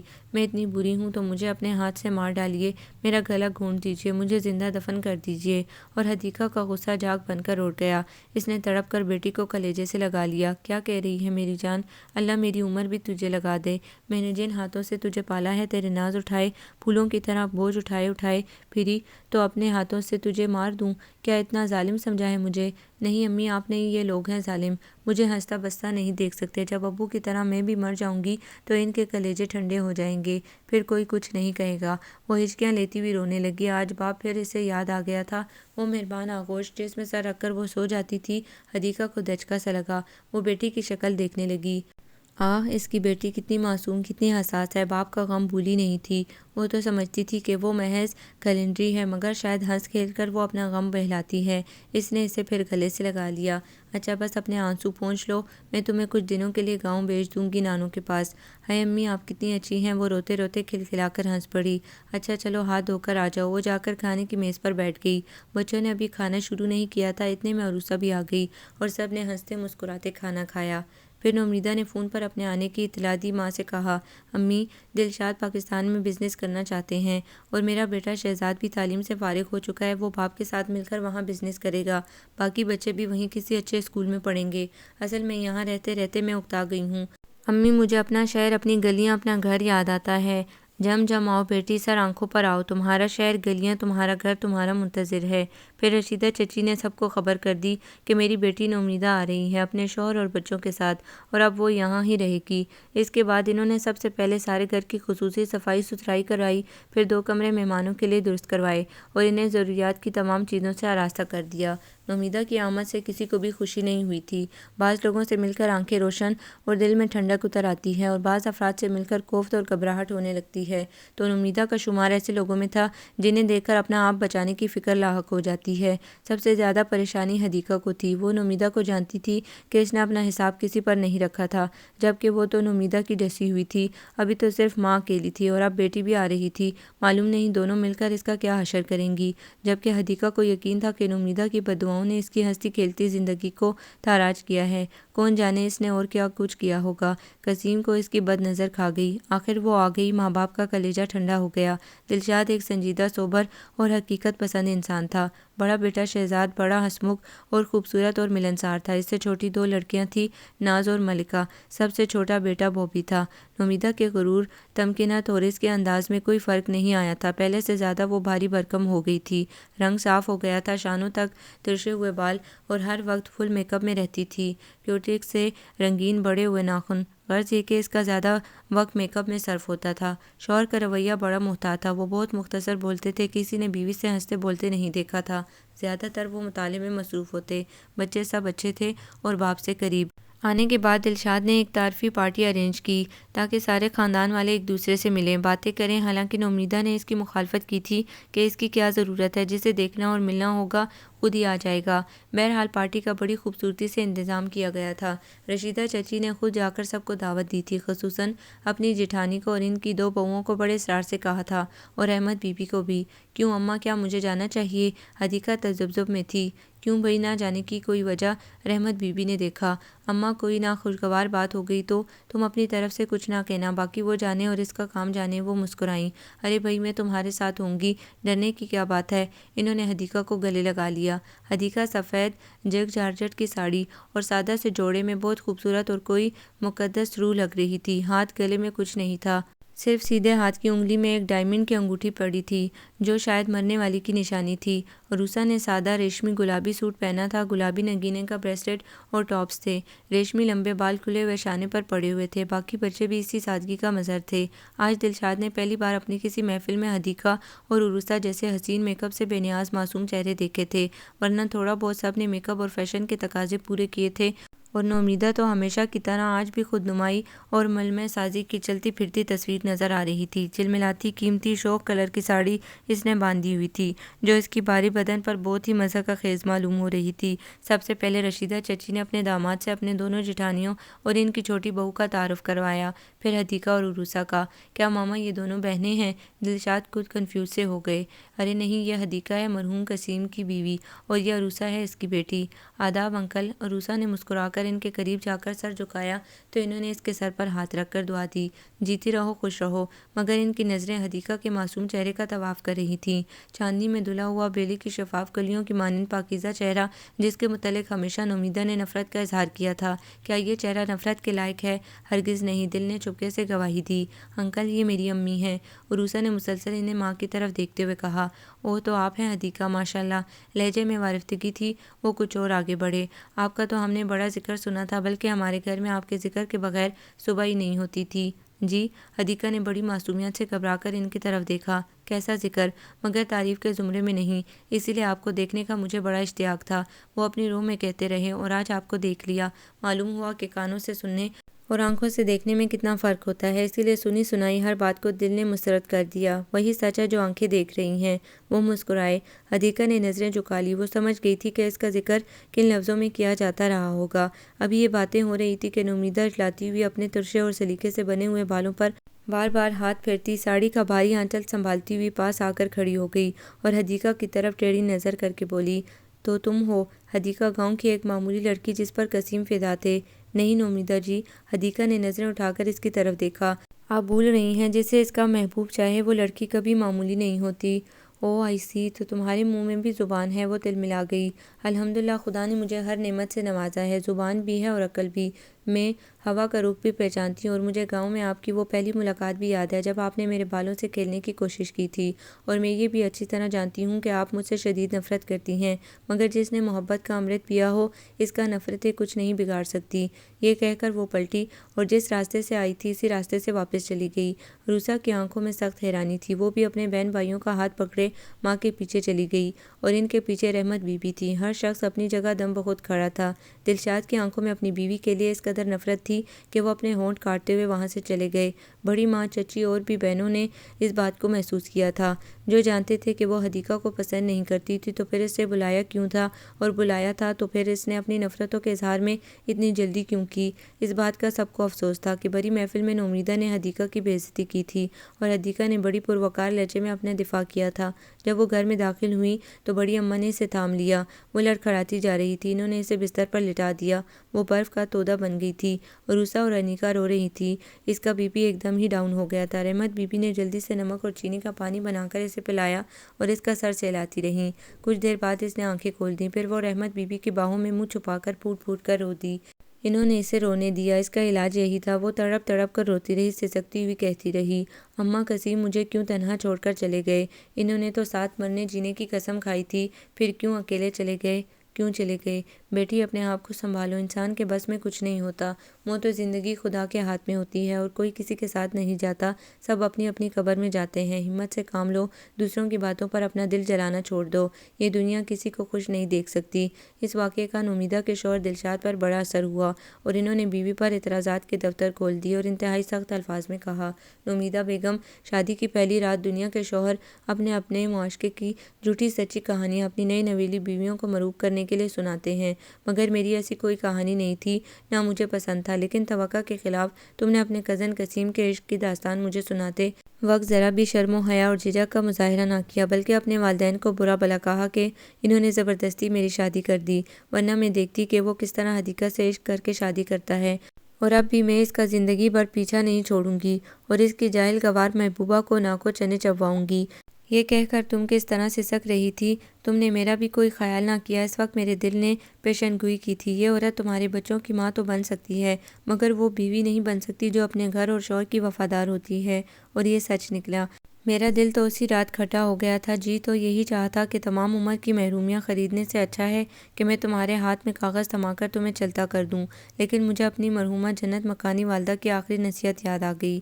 انہوں نے مجھے گلے سے لگا کر کہا تھا، بیٹا اگر تمہاری بیوی تمہاری مرضی اور خواہش پر نہ چلے تو بے شک اسے سخت سزا دینا، اس کا اخلاقی بائیکاٹ کر دینا، مگر کبھی طلاق نہ دینا۔ اس سے بڑھ کر عورت کے لیے کوئی بھی عذاب نہیں ہوتا۔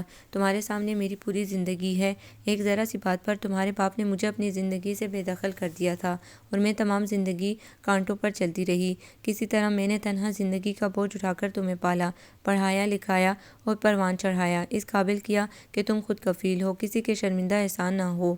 ارے بیٹا، عورت سے کیا بدلہ لینا؟ وہ زبان کی جتنی بہادر اور تیز ہوتی ہے اندر سے اتنی ہی کمزور ہوتی ہے۔ بس نومیدہ بیگم، میں نے اپنی ماں کی نصیحتوں کی لاج رکھی تھی، ورنہ تم اس لائق ہرگز نہیں تھی کہ تمہیں بیوی کے اعلیٰ منصب پر فائز کیا جاتا۔ آج تم نے جس ذلالت کا ثبوت دیا ہے اس نے شرم سے میرا سر جھکا دیا۔ قسیم کے اعمال کی ذمہ دار وہ نہیں تھی، پھر تم نے اسے گھر بلا کر کیوں ذلیل کیا؟ بولو۔ وہ بہت غصے میں تھے۔ نومیدہ ایک دم بھڑک اٹھی۔ او ہو، آپ کو اس سے اتنی ہمدردی کیوں ہو گئی؟ یہ میرا اپنا معاملہ ہے، آپ کو ہمارے معاملات میں دخل دینے کی ضرورت نہیں۔ بات ہمدردی کی نہیں، شرافت کی ہے نومیدہ بیگم۔ آخر انسان کی اخلاقی حیثیت بھی تو کچھ ہوتی ہے۔ وہ اپنے دل میں کیا کہتی ہوگی کہ ہم اتنے ایجوکیٹڈ فارن کنٹری کے سند یافتہ مہذب لوگ اتنی پست اور گھٹیا ذہنیت رکھتے ہیں؟ یہ آپ کی سوچ ہوگی، اس کی پرواز اتنی بلند نہیں۔ وہ بڑی بے نیازی سے بولی۔ دوسرے دن شہزاد نے ماں کی کلاس لی۔ ممی، اس دن آپ نے پارٹی میں آنٹی کے ساتھ بڑی زیادتی کی۔ ہمیں اپنی پارٹی میں انہیں شرمندہ نہیں کرنا چاہیے تھا۔ کچھ بھی ہو، ہم پڑھے لکھے لوگوں کا انداز دوسروں سے مختلف ہونا چاہیے جس سے ہم پہچانے جاتے ہیں۔ شہزاد کے چہرے پر دکھ کے سائے لرزاں تھے۔ نومیدہ نے اپنے جوان بیٹے کی طرف درزیدہ نظروں سے دیکھا۔ اس نے زیادہ کچھ نہیں کہا تھا، لیکن اس کی آنکھیں، چہرہ اور اس کی زبان دبا دبا احتجاج ضرور کر رہی تھی۔ نومیدہ نے کچھ نہیں کہا، ایک جھٹکے سے اٹھی اور اندر چلی گئی۔ اس رات بھی دلشاد سے نومیدہ کی اچھی خاصی جھڑپ ہو گئی۔ وہ ہمیشہ شوہر پر حاوی رہی تھی، اس نے ہر بات میں اپنی منوائی تھی۔ وہ شریف آدمی زیادہ تر خاموش رہتا، مگر جب اسے غصہ آتا تو پھر پورا حساب بے باک کر لیتا تھا۔ اب حدیقہ والے واقعے کے دن اس نے اس پر اعتراضات کی بارش کر دی تو وہ بوکھلا اٹھی۔ اسے ڈر ہوا کہ کہیں دلشاد کا جھکاؤ حدیقہ کی طرف تو نہیں ہو گیا۔ پھر اچانک اس کے تصور میں بیلی کی کلیاں مہک اٹھیں اور گلابوں جیسی رنگت اور نازک خدوخال کی مالک معصوم عروسہ آ گئی۔ ایک تیر تھا جو سنسناتا ہوا اس کے اندر پیوست ہو گیا، ایک خوف، ایک اندیشہ تھا جس نے نومیدہ کو بن جل مچھلی کی طرح تڑپا کر نیم جان کر دیا۔ نہیں نہیں، میرا بیٹا ایسا نہیں ہے، شہزاد ایسا نہیں کر سکتا، میں اسے قتل کر دوں گی مگر اپنے جیتے جی ایسا نہیں ہونے دوں گی۔ وہ انتہائی نفرت سے سوچنے لگی، لیکن جس طرح چڑھتے سورج کو ابھرنے اور اس کی روشنی کو بام و در پر پھیلانے سے کوئی نہیں روک سکا، اسی طرح شہزاد کو عروسہ کے خیال سے کوئی نہ باز رکھ سکا تھا۔ نامعلوم احساسات، انجانے جذبوں سے اس کے قدم اٹھے تو اٹھتے ہی چلے گئے۔ اس دن عروسہ پھر آندھی اور طوفان کی طرح کھٹ پٹ کرتی اندر آ گئی۔ سب لوگ بیٹھے ٹی وی دیکھ رہے تھے، اس کی طرف دیکھنے لگے۔ پھپھو جی، ملکہ اور نازوں کو بھیج دیجیے۔ کیوں؟ نومیدہ کی آنکھوں سے ناگواری چھلکنے لگی۔ دلشاد اور شہزاد نے مسکرا کر اس کی طرف دیکھا اور کہا، آؤ بیٹھو پھپھو جی، ہم گڑیا کھیل رہے ہیں۔ اس نے انکل اور شہزاد کو مسکرا کر دیکھا۔ اول تو میں تمہاری پھپھو نہیں، دوسرے ملکہ اور نازوں کے پڑھنے کا وقت ہو گیا ہے۔ امی جان کہتی ہیں کہ آپ ہمارے ابو کی چچا زاد ہیں، اسی لیے ہماری پھپھو ہوئیں، اور پڑھنے کا وقت تو ہمارا بھی ہو رہا ہے، بس گڑیاں سجا کر باکس میں رکھ دیں گے۔ اے لڑکی، بڑی باتیں کرتی ہو، اتنی بڑی ہو کر گڑیا کھیلتی ہو، شرم نہیں آتی؟ جی پھپھو، میں تو ابھی بہت چھوٹی ہوں، امی کہتی ہیں یہی عمر تو کھیلنے شرارتیں کرنے کی ہوتی ہے۔ وہ آنچل کا کونا دانتوں میں لے کر مسکرائی تو شہزاد کی جان پر بنائی۔ جاؤ ملکہ اور ناز۔ شہزاد نے بہنوں کو اشارہ کیا اور کہا، باجی کے ساتھ گڑیاں سجا کر آ جانا، تمہارے ٹیوٹر آنے والے ہیں۔ دلشاد نے کہا۔ وہ دونوں اٹھیں تو عروسہ نے دلشاد کی طرف دیکھ کر کہا، شکریہ انکل، اور تینوں لمحوں میں چھلاوا ہو گئیں اور شہزاد مسکرا دیا۔ نومیدہ کو بہت برا لگا۔ یہ تم لوگوں نے میرے خلاف کیسی سازش کی ہے؟ کیسی سازش؟ خواہ مخواہ تم نے بچوں پر پابندی لگا دی ہے کہ وہ عروسہ کے ساتھ نہ کھیلیں۔ آخر عروسہ بھی تو بچی ہے، وہ کس کے ساتھ کھیلے؟ دلشاد نے کہا، میں دیکھ رہی ہوں کہ تم باپ بیٹے میرے خلاف باتیں کرتے ہو، مجھے ذلیل کرنا چاہتے ہو۔ انہوں نے قہر بھری نظروں سے دونوں کو دیکھا۔ نہیں نومیدہ بیگم، اپنے ذہن کو اتنا محدود نہ کرو، یہ محض تمہارا کمپلیکس ہے اور کچھ نہیں۔ کوئی کمپلیکس نہیں ہے میرا، میں صحیح کہہ رہی ہوں۔ اتنا کہہ کر وہ غصے میں اٹھ کر چلی گئی۔ اب رشیدہ چچی اور ان کے شوہر اپنے کمروں تک محدود ہو گئے تھے۔ ابراہیم نے بیوی کو سمجھا دیا تھا کہ نومیدہ آ گئی ہے، وہ خود ہی جو کہنا ہوگا کہہ سن لے گی۔ تمہیں اوپر سے آنے والے بچوں سے کچھ نہیں کہنا سننا ہے، خواہ مخواہ کی برائی کیوں مول لوگی۔ ان کی سمجھ میں یہ بات آ گئی تھی۔ ویسے بھی جب عروسہ آتی تو وہ اپنا کمرہ بند کر لیتی تھی اور وہ مسکرا کر رہ جاتی۔ پھر اس دن اچانک دھما دھم پھٹا پھٹ کڑکڑاتی آوازیں آنے لگیں۔ نومیدہ اور شہزاد گھبرا کر دیکھنے لگے۔ ان آوازوں کے بیچ عروسہ کا مسکراتا ہوا چہرہ ابھرا تو شہزاد مسکرا دیا اور نومیدہ تلملا کر بولی، لڑکی یہ کیا حرکت ہے، سیڑھیوں سے اس طرح اترا جاتا ہے، پٹاخے چھوڑتے ہوئے جو ادا ہے سو نرالی ہے۔ تمہیں کسی نے چلنے پھرنے کی تمیز نہیں سکھائی؟ سکھائی تھی مگر میں نے سیکھی نہیں۔ اصل میں پھپھو میرے چاروں طرف اتنا سناٹا ہے، اتنی خاموشی ہے کہ اسے توڑنے کے لیے مجھے شور مچانا پڑتا ہے۔ وہ کھلکھلا کر ہنس پڑی۔ شہزاد ماں کے پاس آ کر سرگوشی میں مسکراتے ہوئے بولا، ممی مجھے تو یہ کوئی سائیکولوجیکل کیس معلوم ہوتا ہے۔ شہزاد نے معنی خیز انداز سے اس کی طرف دیکھا۔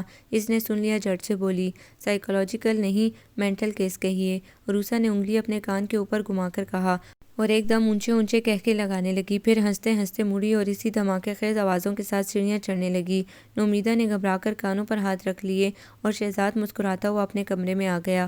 اس کے کانوں میں عروسہ کے یہ الفاظ گونجنے لگے، میرے چاروں طرف اتنا سناٹا اور خاموشی ہے کہ اسے توڑنے کے لیے مجھے شور مچانا پڑتا ہے۔ تو کیا یہ چھوٹی سی لڑکی اپنے اندر کسی بڑے طوفان کو چھپائے پھر رہی ہے؟ کیسی بے چینی اور بے قراری ہے اس کے انداز و کلام میں، جیسے وہ شور اور ہنگاموں میں پناہ لینا چاہتی ہے۔ وہ کیوں ایسا کرتی ہے؟ بڑے دنوں تک شہزاد کو اس کی یہ بات ڈسٹرب کرتی رہی۔ پارٹی والے دن کا واقعہ ایسا نہیں تھا جسے نظر انداز کر دیا جاتا۔ حدیقہ نے اپنے ٹرانسفر کی درخواست دے دی۔ پہلے بھی اسے گاؤں جا کر پڑھانے کی آفر ہوئی تھی مگر اس نے محض بچوں کی تعلیم، ان کی سہولتوں کے پیش نظر انکار کر دیا تھا۔ مگر اب وہ خود یہاں سے جانا چاہتی تھی۔ کس طرح وہ ان نفرتوں بھرے ماحول میں سانس لے سکے گی؟ اتنی بہت سی نفرتوں میں کیسے جی سکے گی؟ سب سے پہلے وہ ماں سے ملنے گاؤں بچوں کو لے کر چلی گئی۔ بڑے دنوں سے کوئی خیر خبر نہیں ملی تھی۔ وہ اسے دیکھ کر خوش ہو گئیں۔ بھائی باوج نہال ہو گئے، بچے آ کر لپٹ گئے، پھپھو آ گئیں، پھپھو آ گئیں۔ کیسا پیار، کتنی بےتابی تھی ان کی باتوں میں۔ جب اس نے ماں کو بتایا، امی اب وہاں کے حالات اجازت نہیں دیتے کہ میں وہاں رہوں، نومیدہ واپس آ گئی ہے اور اس کے شوہر نے یہاں بزنس جما لیا ہے۔ آپ جانتی ہیں کہ وہ میرا وجود ہمیشہ سے ناپسند کرتی ہے اور میں بھی کوئی پتھر کی بنی ہوئی نہیں کہ اس کے وار خاموشی سے جھیلتی رہوں اور مجھے کچھ نہ ہو۔ پھر عروسہ کی طرف سے میں بہت پریشان ہوں، جوان بچی پر کل کلاں وہ فتنہ عورت کوئی طوفان کھڑا کر دے تو میں کیا کروں گی؟ اس لیے میں نے یہاں پر اپنا ٹرانسفر کروا لیا ہے کہ میں آپ سب کے ساتھ رہوں گی۔ تم نے بہت اچھا کیا بیٹی، میں تو پہلے ہی تم سے کہا تھا کہ تم میرے پاس آ جاؤ۔ چلو خیر، جو ہوا سو ہوا، اب دیر نہ لگانا۔ پھر باپ نے سر پہ پیار سے ہاتھ پھیر کر کہا، بیٹی یہ اتنا بڑا گھر خالی پڑا ہے، جہاں جی چاہے رہو بس ہو۔ تمہارے دونوں بھائی اوپر رہتے ہیں، کسی کو کوئی تکلیف نہیں ہوگی، تم میری آنکھوں کے سامنے رہو گی تو میں بھی سکھ کی نیند سو سکوں گا۔ لاکھ وہ تمہارے چچا کا گھر ہے لیکن بہو کی قدر و منزلت اسی وقت تک ہوتی ہے جب تک اس کا شوہر زندہ ہو، جب وہ نہیں تو کیسی عزت، کیسی قدر۔ ماں نے آنسو بھر کر کہا، میری نازو پلی کی حالت تو دیکھو۔ نومیدہ اپنے کو سمجھتی کیا ہے؟ کیا تم کوئی لاوارث ہو؟ ابھی تو تمہارے ماں باپ زندہ ہیں۔ پھر نانو نے عروسہ کو پیار کرتے ہوئے کہا، یہ تو بنی بنائی اپنی ماں کی تصویر ہے دوسری حدیقہ، بس ذرا مزاجوں میں فرق ہے۔ میری حدیقہ تو سدا کی خاموش، سنجیدہ اور یہ ماشاءاللہ شوخ، چلبلی، کھلنڈری اور ہر دم ہنگامہ اٹھانے والی۔ امی اب آپ ہی اسے سنبھالیے گا۔ میں نے اسے پڑھانے کی بہت کوشش کی مگر اس نے 8ویں پڑھ کر چھوڑ دیا۔ بولی میرا جی نہیں لگتا، اس کا تو جی تو بس لڑکے لڑکیوں کے ساتھ چھلانگیں لگانے، درختوں پر چڑھنے، گڑیاں کھیلنے اور شادی بیاہ کے گیت گانے میں لگتا ہے۔ خیر یہ تو کوئی بری عادت نہیں ہے، ہنگامے شور کہکے تو زندگی کی علامت ہوتے ہیں، مگر میری جان تمہیں پڑھنا ضرور چاہیے۔ تم اپنی امی کے اسکول سے میٹرک کر لو، اب تو یہاں بھی کالج بن گیا ہے، تمہیں پڑھنے کے لیے شہر نہیں جانا پڑے گا۔ انہوں نے عروسہ کو پیار کرتے ہوئے کہا، یہ بڑی پیاری بچی ہے، اسے کچھ مت کہنا، جیسا ہم چاہیں گے وہی کرے گی، ہے نا بیٹی؟ جی نانو مجھے گاؤں بہت اچھا لگتا ہے، میں یہاں پڑھوں گی بھی اور کھیلوں گی بھی۔ شاباش میری بیٹی۔ انہوں نے اسے گلے سے لگا لیا۔ پھر حدیقہ کی دونوں بھاوجیاں اور ان کے بچے آ گئے۔ دونوں بھاوجیاں بڑی محبت کی تھیں۔ حدیقہ کو لپٹا لیا اور ہنس کر بولی، بڑے دنوں بعد پھیرا لگا ہے تمہارا۔ ہاں بھابھی کچھ پرابلم تھے، آپ ہی حال احوال کو آ جاتی۔ حدیقہ نے پیار بھرا شکوہ کیا، بھائی اصل میں وہ تمہاری لندن پلٹ کزن سے ڈر لگتا تھا کہ ہم ٹھہرے بقول ان کے گاؤں کے پنڈو معلوم نہیں ہم کیا کہتے اور وہ کیا سمجھتی۔ انہوں نے کہکا لگایا، ہم نے سنا تھا تمہارا ٹرانسفر گاؤں میں ہو رہا ہے، اس خبر میں کتنی صداقت ہے۔ وہ مسکرائیں، 100% صداقت ہے اور ٹرانسفر ہو نہیں رہا بلکہ ہو چکا ہے اور ماں بدولت اپنی ریاست میں اب قدم رنجہ فرمانے والے ہیں۔ حدیقہ نے بھی اسی طرح ہنس کر شوخی سے جواب دیا، ماشاءاللہ کب؟ انشاءاللہ بہت جلد۔ پھر تینوں نند بھاوجوں کے کہکوں سے فضا جھنجھنا اٹھی۔ بچوں نے الگ اپنی محفل سجا لی تھی۔ بڑے بھائی کی بیٹی ہنا نے فوراً عروسہ سے دوستی کر لی۔ چھوٹے بھائی کی ناجو اگرچہ چھوٹی تھی مگر بڑی پیاری باتیں کرتی تھی اور عروسہ کا ہاتھ پکڑ کر بولی، باجی میرے پاس بہت سی گڑیاں ہیں، ان کے گھر ہیں، آپ دیکھیں گی؟ ہاں ہاں کیوں نہیں بیبی، ہم تمہاری گڑیا ضرور دیکھیں گے، آؤ چلو دکھاؤ۔ وہ عروسہ کو اوپر لے گئی۔ اس کے ساتھ سارے بچے تھے۔ واقعی گڑیا کا ایک بہت خوبصورت گھر بڑی سی بالکنی کے ایک طرف بنا ہوا تھا، وہیں سب بچے بیٹھ کر گڑیاں کھیلتے اور سجاتے تھے۔ عروسہ گڑیاں دیکھ کر بہت خوش ہوئی۔ بیبی تمہاری گڑیاں بھی بہت پیاری ہیں، اور گڑیا گھر کا تو جواب نہیں۔ عروسہ نے اسے لپٹا لیا اور وہ خوش ہو گئی۔ پھر ہنا نے پوچھا، عروسہ اب تو تم دادوں کے پاس رہو گی نا؟ نہیں، ابھی تو ہم صرف نانوں سے ملنے آئے تھے، پھر ہم ہمیشہ کے لیے یہاں جائیں گے۔ امی کا گاؤں کے اسکول میں ٹرانسفر ہو گیا ہے نا، میں بھی یہاں پڑھوں گی۔ ارے واہ، یہ تو بڑی فنٹاسٹک خبر سنائی تم نے، ہم سب لوگ ایک ساتھ رہیں گے، ایک ساتھ پڑھیں گے، ایک ساتھ کھیلیں گے۔ عروسہ اور ہنا بہت خوش تھیں۔ 4-5 دن گاؤں میں رہ کر وہ سب پھر واپس کراچی آ گئے۔ ٹرانسفر کے کاغذات آ گئے تھے۔ حدیقہ نے سامان سمیٹنا شروع کر دیا۔ دیور دیورانی، ساس اور بڑی اماں نے حیرانی سے دیکھ کر پوچھا، یہ سامان کیوں باندھا جا رہا ہے؟ اب ہمارا آبادانہ یہاں سے اٹھ گیا ہے اماں، کہیں اور جا کر آشیانہ بنائیں گے۔ وہ مسکرائی۔ خیر تو ہے کہ آسمان سے وہی اتری ہے؟ اب کے ساس نے جل کر کہا۔ یوں ہی سمجھ لیں تائی جان، کیوں پہیلیاں بجھوا رہی ہو بھابی؟ دیورانی بولی، اصل میں زریں، میرا تبادلہ گاؤں کے اسکول میں ہو گیا ہے، اب وہیں ہمارا مسکن ہوگا۔ یہ بات سب نے سنی۔ زریں نے کہا، ٹرانسفر تو رکوایا بھی جا سکتا ہے بھابی، یہ تو کوئی عقل مندی نہیں ہوئی کہ یہاں کے اچھے معیاری اسکولوں سے بچوں کو اٹھا کر گاؤں کے پسماندہ اسکولوں میں ڈال دیا جائے، پھر ان کا مستقبل کیا ہوگا؟ ہاں زریں، تم نے ٹھیک کہا، اسی عقل مندی سے کام لے کر پچھلے 2 سال قبل میں نے اپنے ٹرانسفر کو رکوا دیا تھا، مگر اب میں خود یہاں سے جانا چاہتی ہوں۔ کیوں؟ زریں، جہاں انسان کی عزت نہ ہو، جہاں اسے ہر لمحہ چھوٹے پن اور معمولی ہونے کا احساس دلایا جائے، جہاں چلتے پھرتے نفرتوں کا مظاہرہ ہو، وہاں تو اسے سانس لینا بھی دشوار ہو جاتا ہے۔ میں نے کب کسی کا کچھ بگاڑا تھا؟ پھر لوگ خواہ مخواہ کیوں میرے پیچھے پڑ گئے ہیں؟ کیوں میری عزت نفس مجروح کرتے ہیں؟ حدیقہ کی آواز بھرا گئی۔ زریں نے اس کے پاس بیٹھ کر اپنی باہیں اس کے گلے میں ڈال دیں۔ ارے بھابی، آپ پارٹی والے دن نومیدہ آپا کی باتوں سے دل برداشتہ ہیں؟ اتنی چھوٹی چھوٹی باتیں تو خاندان میں ہوتی رہتی ہیں، تمہارے نزدیک یہ چھوٹی سی بات تھی؟ زریں، اس نے میرے جنتی شوہر کو قبر سے نکال کر سامنے کھڑا کر دیا۔ مجھے ایک معمولی کم تر لڑکی کا طعنہ دیتے وقت یہ بھی بھول گئی کہ وہ بھی اسی چچا کی اولاد تھی جس کی بیٹی میں تھی۔ آخر میرا قصور کیا تھا؟ میں نے کب کسی کی محبت پر ڈاکہ ڈالا تھا؟ مجھے تو شادی کے بعد معلوم ہوا تھا کہ نومیدہ قسیم کو پسند کرتی تھی۔ اگر مجھے پہلے معلوم ہو جاتا تو اللہ گواہ ہے میں اس کے راستے سے ہٹ جاتی۔ پھر اتنا عرصہ گزر جانے کے بعد، جب وہ بھی جوان اولاد کی ماں اور ایک اچھے محبت کرنے والے شوہر کی بیوی ہے، کیوں اس نے مجھے اپنی محرومیوں کی سزا دینی چاہی تھی؟ اور اس کے لیے کتنا گھٹیا راستہ اختیار کیا تھا؟ حدیقہ روحانسی ہو گئی۔ ہاں بھابی، یہ تو حقیقت ہے کہ اس دن سبھی نومیدہ آپا کی اس بدتمیزی پر ناراض نظر آ رہے تھے۔ انہوں نے واقعی انتہائی پست ذہنیت کا ثبوت دیا تھا، تو اس کے یہ بھی معنی نہیں کہ آپ اپنے مرحوم شوہر کا گھر ہی چھوڑ دیں۔ یہاں تو قدم قدم پر ان کی یادیں بکھری ہوئی ہیں۔ زریں، میرا شوہر میرے دل میں رہتا ہے، میرا سینہ اس کی یادوں سے آباد ہے۔ سچ پوچھو تو زریں، حدیقہ نے ادھر ادھر دیکھ کر ہولے سے کہا، میں صرف عروسہ کی وجہ سے یہ جگہ چھوڑ رہی ہوں۔ میں نہیں چاہتی کہ وہ نیچے چچی جان کی طرف جائے۔ شہزاد کا رجحان میں اس کی طرف دیکھ رہی ہوں۔ بلا شبہ وہ اپنی ماں کی سرتاپا نفی اور نہایت محبت کا لڑکا ہے، مگر کل کلام میری معصوم بچی پر نومیدہ کوئی الزام لگا دے تو میں کیا کر لوں گی؟ جوان بیٹے کی عزت موسم بہار کی تتلی کی مانند ہوتی ہے کہ ہاتھ لگانے سے اس کے رنگ اتر جاتے ہیں۔ میں تو جیتی جی مر جاؤں گی زریں، اس لیے میں یہ موقع ضائع نہیں کرنا چاہتی۔ شوہر کے بعد صرف ماں باپ کا گھر ہی لڑکی کے لیے عافیت کا گھر ہوتا ہے، اب مجھے وہیں پر سکون مل سکتا ہے۔ حدیقہ ٹھیک کہتی ہے دلہن، بڑی اماں نے ٹھنڈی سانس بھر کر کہا، نومیدہ کبھی اسے نہیں بخشے گی، وہ تو سدا کی کینہ پرور ہے، اپنی ذات کی نفی کرنے والوں کو اس کا بس چلے تو سولی پر چڑھا دے، چنانچہ ایسے لوگوں سے دور ہی رہنا زیادہ مناسب ہے۔ ساس کی اس ڈھکی چھپی حمایت پر احمد بی بی نے اتفاق کرتے ہوئے کہا، بیٹی تم نے جو فیصلہ کیا ہے بالکل صحیح ہے۔ جب اولاد جوان ہو جاتی ہے تو ماں باپ اپنے لیے نہیں اس کے لیے جیتے اور مرتے ہیں۔ خدا تمہیں اپنے امان میں رکھے۔ وہ آنکھوں میں آنسو بھرے وہاں سے چلی گئی۔ کہنے کو تو انہوں نے یہ سچی بات کہہ دی تھی، مگر اس کے جانے کے خیال سے ان کا کلیجہ کٹنے لگا تھا۔ وہ بیٹی کی طرح اسے چاہتی تھی۔ بڑے زور کا دھماکہ ہوا اور کھٹ کھٹ کرتی عروسہ کمرے میں داخل ہو گئی۔ السلام علیکم پھوپھو جانی، کیسی ہیں آپ؟ وہ دم سے کرسی پر بیٹھ گئی۔ کرسی بھی ڈھول گئی تھی۔ او مائی گاڈ، لڑکی ہو یا کوئی طوفان؟ ارے طوفان بھی تو دبے پاؤں آتے ہیں، مگر تم تو گرجتی برستی آتی ہو، ایسے میں کون ٹھیک رہ سکتا ہے؟ کس کا بی پی نارمل رہے گا؟ نومیدہ نے اسے سخت ناگواری سے دیکھ کر اپنی پیشانی دبائی۔ ارے پھپھو جانی، جو طوفان دبے پاؤں آتے ہیں وہ بڑے خطرناک ہوتے ہیں، شکر کیجئے کہ طوفان اپنے آنے کی خبر کر دیتے ہیں۔ عروسہ کھلکھلا کر ہنس پڑی۔ اتنے میں اور بچے بھی آ گئے، ان کے پیچھے شہزاد بھی تھا، ہمیشہ کی طرح مسکراہٹیں سجائے ہوئے۔ ہیلو باجی، کھیلیں گی نہیں؟ ملکہ نے اس کا ہاتھ پکڑ لیا۔ نازو دوسری طرف اس سے لگ کر کھڑی ہو گئی۔ نومیدہ کے چہرے کا بگڑا ہوا زاویہ نہ درست ہوا، انہوں نے گھور کر اپنی بچیوں کی طرف دیکھا اور عروسہ ہاتھ چھڑا کر بولی، نہیں ملکہ، میں تو اپنی پیاری پھپھو جانی سے ملنے آئی تھی، ہم لوگ یہاں سے جا رہے ہیں اپنی نانوں کے گاؤں۔ وہ مسکرا کر کنکیوں سے نومیدہ اور شہزاد کی طرف دیکھنے لگی۔ شہزاد کچھ بے چین نظر آ رہا تھا۔ کیوں باجی، آپ اپنی نانوں کے گھر کیوں جا رہی ہیں؟ نازو نے پوچھا۔ بھئی وہ صرف ہماری نانوں کا گاؤں نہیں ہے بلکہ تمہارے دادا کا بھی گاؤں ہے، ہمارے نانا تمہارے دادا بھی تو ہیں، تمہیں کسی نے نہیں بتایا؟ اس نے نومیدہ کی طرف دیکھا۔ اے لڑکی، تمہیں رشتہ داری جوڑنے کے لیے کس نے کہا ہے؟ چلو یہاں سے، نہ کوئی تمہارا دادا ہے نہ تمہاری کوئی پھپھو۔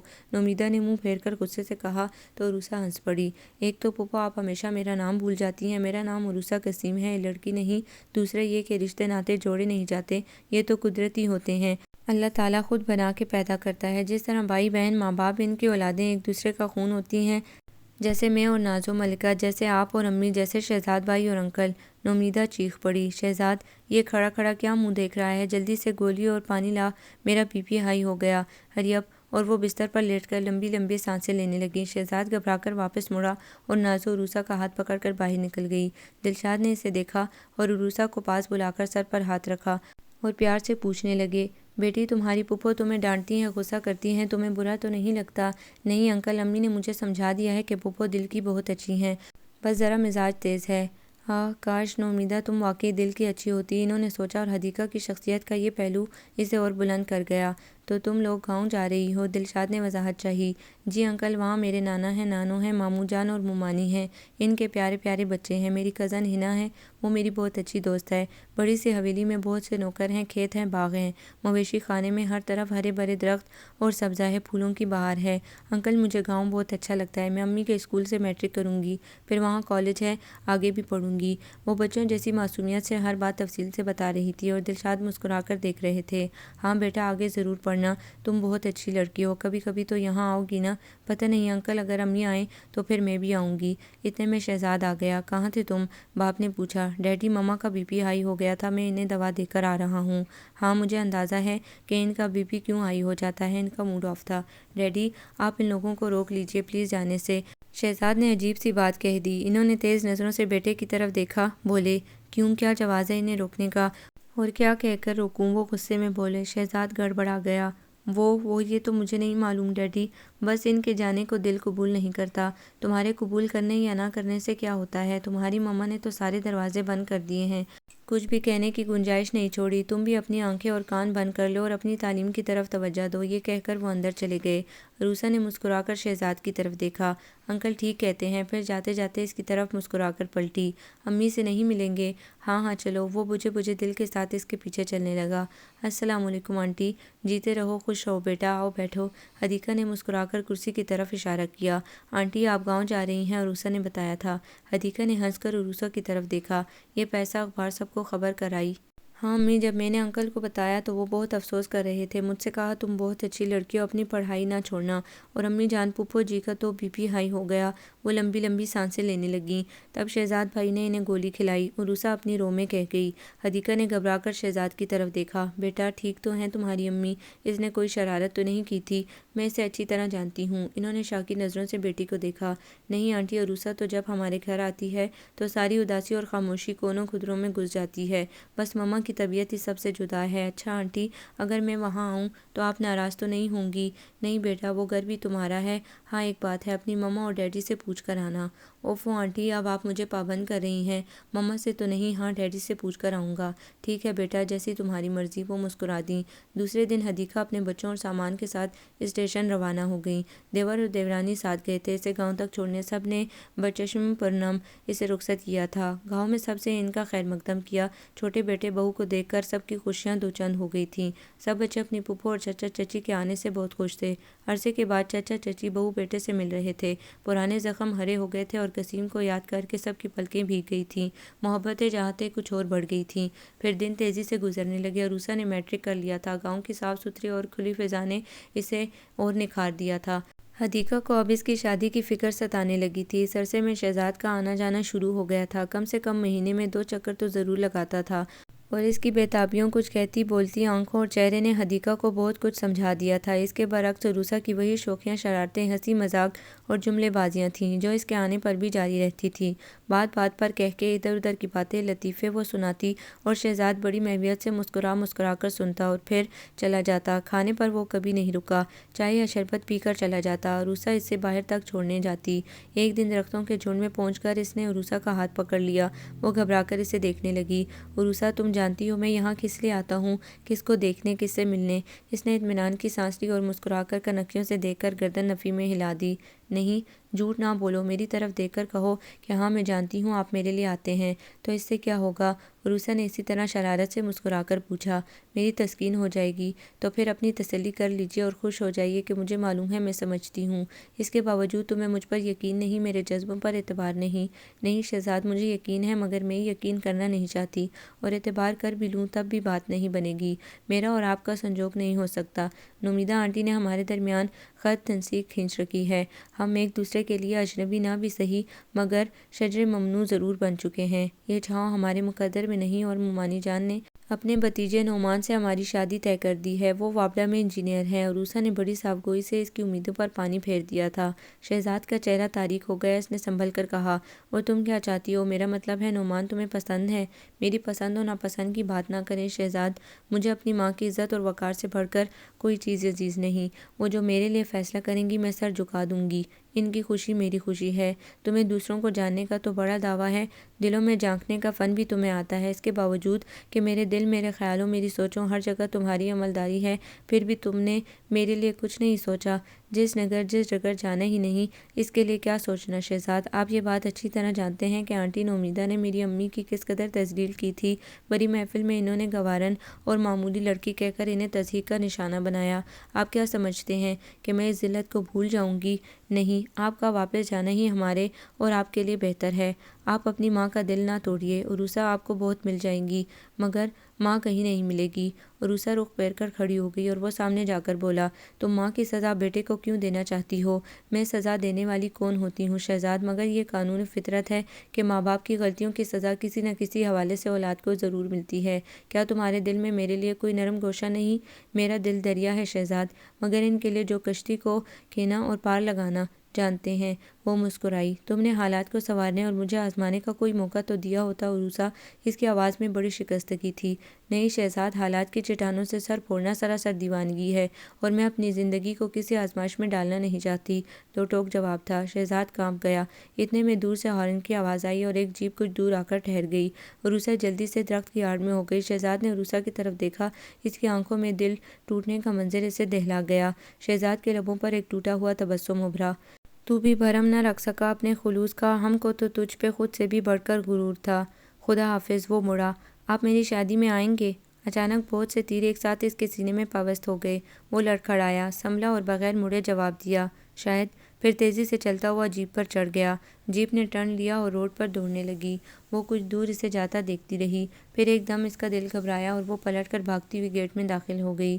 شادی کی تیاریاں اپنے عروج پر تھیں۔ طویل عرصے کے بعد اس حویلی میں خوشیوں کی چہکار اور کہکہوں کی جلترنگ سنائی دے رہی تھی۔ شادی بیاہ کے مدھر گیتوں سے امنگوں کی محفلیں سج رہی تھیں۔ ایک بار حدیقہ نے عروسہ کو خاموش اور اداس دیکھا تو پاس آ کر اسے گلے سے لگا لیا اور پیار سے پوچھنے لگی، میری جان سچ بتانا کہ نعمان کے ساتھ شادی کر کے میں تمہارے ساتھ کوئی زیادتی ناانصافی تو نہیں کر رہی؟ آپ کو یہ خیال کیسے آیا امی؟ اس نے سر اٹھا کر ماں کی طرف دیکھا۔ صرف اس لیے کہ 2 ماہ سے شہزاد نہیں آیا، شاید تمہاری طرف سے مایوس ہو گیا ہو، یا تم نے کچھ کہہ دیا ہو۔ میں جانتی ہوں بیٹی، شہزاد کو یہاں صرف تمہاری طلب لاتی تھی۔ وہ اچھا لڑکا تھا، اس کے باوجود اگر میں اس کی خواہش پوری کر دیتی تو دونوں خاندانوں میں قیامت آ جاتی۔ ایک اکیلی نومیدہ ہمیں تباہ کر دینے کے لیے کافی تھی۔ اس سے اچھا یہی تھا کہ اپنے دل پر تھوڑا سا جبر کر کے وقت سے سمجھوتا کر لیا جائے۔ حدیقہ چپ ہو کر بیٹی کا چہرہ دیکھنے لگی۔ امی، آپ تو بڑی دور تک سوچ آئیں۔ عروسہ ہنس پڑی۔ ہم کسی کی طلب اور چاہت پر پابندی تو نہیں لگا سکتے۔ امی، یہ زندگی جتنی میری ہے اتنی ہی آپ کی بھی ہے۔ آپ کی خوشی میری خوشی ہے۔ شہزاد تو بیوقوف ہے امی، اگر وہ ماں کی طرح عقل مند ہوتا تو کیوں سایوں کے تعاقب میں یہاں تک چلا آتا۔ آپ پریشان نہ ہوں، میں نے اسے شادی میں بلایا ہے، وہ ضرور آئے گا۔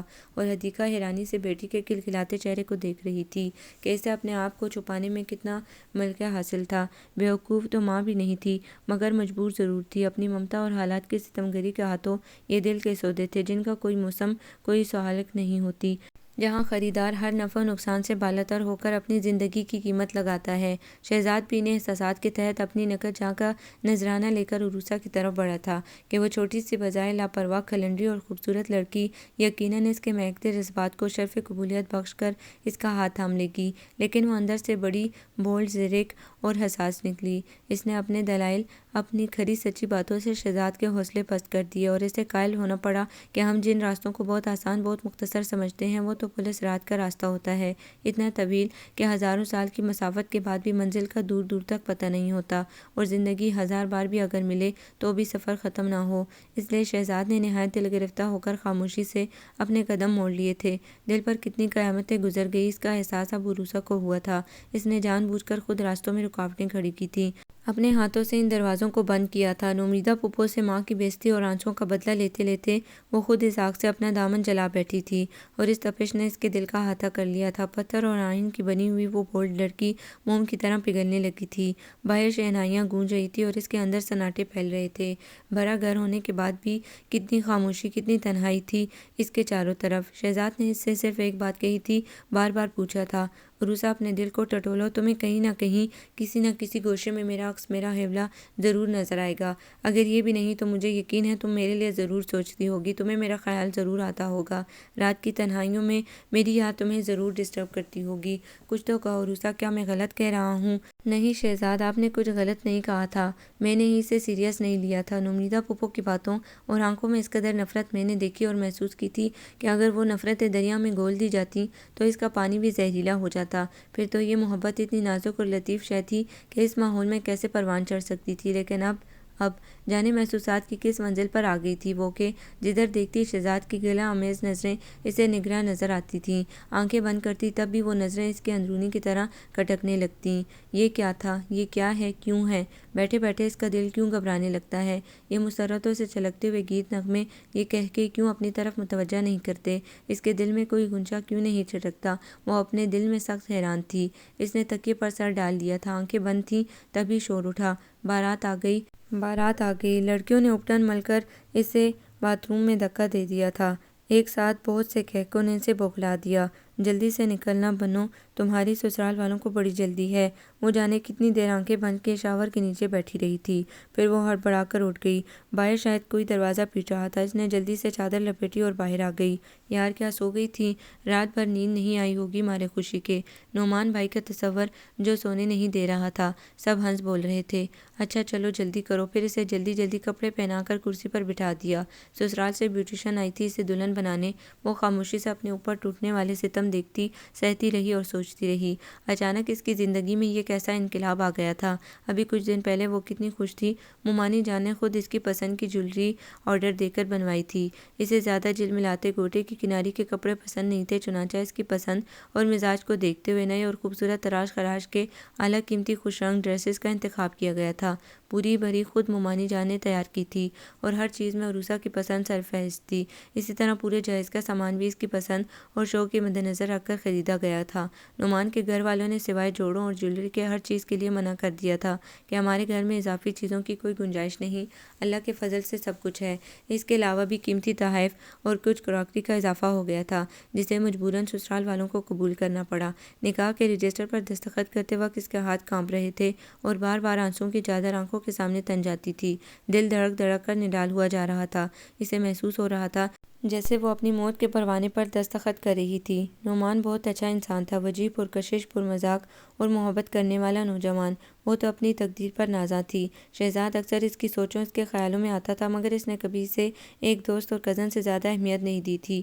وہ اس سے اچھا لگتا تھا اگر واقعات اس کے خلاف نہ جاتے تو آج نکاح کے رجسٹر میں بجائے نعمان کے شہزاد کا نام لکھا ہوتا۔ وہ تو محض اسے تڑپانا چلانا چاہتی تھی ماں کے حوالے سے، مگر اپنا پہلو بچا کر وہ جانتی تھی کہ اتنی مغرور، بد مزاج، بے رحم اور سرکشی کی حد تک بیوقوف عورت نومیدہ کا بیٹا ضرور اس کے پیچھے آئے گا، اور وہی ایک لمحہ اس کے انتقام کی تسکین کا لمحہ ہوگا۔ چنانچہ وہ آیا بھی اور چلا بھی گیا۔ وہ خوش تھی کہ اس نے اپنی ماں کی بے عزتی کا بدلہ لے لیا، شہزاد کا دل توڑ کر، اور وہ اسی سرشاری میں شادماں گیتوں کے ساتھ جہیز کے جوڑے لڑکیوں کے ساتھ مل کر ہنستے مسکراتے ٹانکتی رہی۔ جہیز کی لسٹ بنائی، شادی میں کھانوں کی تیاری میں بڑھ چڑھ کر مشورے دیے، مہندی، شادی اور ولیمے میں پہننے کے لیے بہن بھائیوں کے جوڑوں کا انتخاب کیا، اور جب اسے مایوں بٹھانے جانے لگا تو اچانک اس کے حواسوں پر برف جمنے لگی، جیسے سارا جوش یکلخت ٹھنڈا ہو گیا ہو، سارے جذبے ولولے لمبی تان کر سو گئے ہوں۔ یہ کیا ہو رہا تھا؟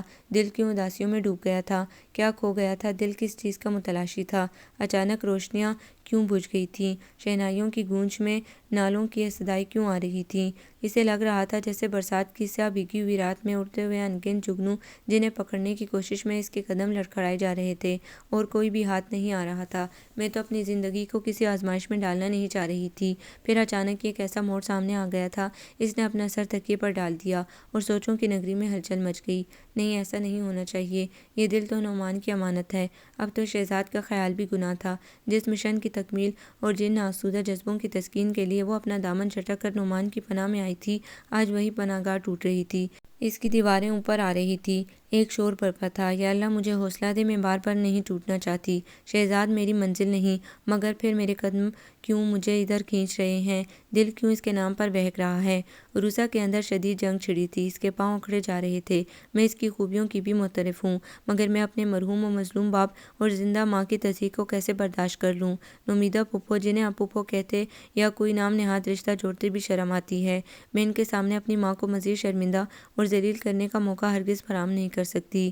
تم بہت اچھے ہو شہزاد، روشن دل کے، نکھری نکھری سوچوں اور نرم و لطیف جذبوں کے مالک، لیکن اس کے باوجود تم ایک بری، قابل نفرت اور ہر درم ظالم ماں کے بیٹے بھی ہو، اور یہ حوالہ تمہارا میری زندگی کے لیے کسی طرح خوش آئند نہیں۔ مجھے معاف کر دینا شہزاد۔ ساتھ ساتھ چل کے بھی منزلیں مخالف ہیں، جسم کا سفر تنہا، روح کا سفر تنہا۔ شادی میں شہزاد اور عنقر دلشاد آئے تھے، انہوں نے اس کے سر پر ہاتھ رکھا، بہت سی دعائیں دیں، مگر شہزاد نے صرف اس نئی زندگی کی مبارکباد دی تھی۔ ایک نظر عروسہ نے اس پر ڈالی تھی، بڑی نکھری نکھری مسکراہٹ تھی اس کے چہرے پر، وہ ڈگمگا کر رہ گئی۔ آہ، وقت نے یہ کیسا خراج مانگا تھا مجھ سے، کاش شہزاد یہ تمہیں معلوم ہو جاتا کہ تم نے اپنی محبت کا تھوڑا بہت خراج وصول کر لیا ہے تو شاید تمہارے قدم زمین سے اٹھ جاتے اور تم ہوا میں اڑنے لگتے، اور شاید تمام زندگی تم چاہے جانے کے اسی احساس میں بتا دیتے کہ تمہارے جذبے رائے گاہ نہیں گئے۔ اور یہ سچ ہے شہزاد، تمہارے جذبے رائے گاہ نہیں گئے تھے۔ نعمان کی رفاقت کے ساتھ ساتھ تمہاری یادوں کی خوشبو بھی پھولوں اور گجروں کے ساتھ میرے ہاتھوں گلے میں لپٹی چلی آئی ہے۔ جو میں نے کبھی نہیں چاہا وہ ہو گیا ہے۔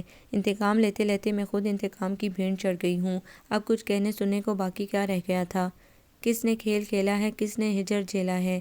اب گزر گیا جانا اس سوال کا موسم۔ آپ کو یہ ناول کیسا لگا؟ کمنٹس میں اپنی رائے ضرور دیں۔ ہمارے چینل کو لائک کریں، سبسکرائب کریں، شیئر کریں۔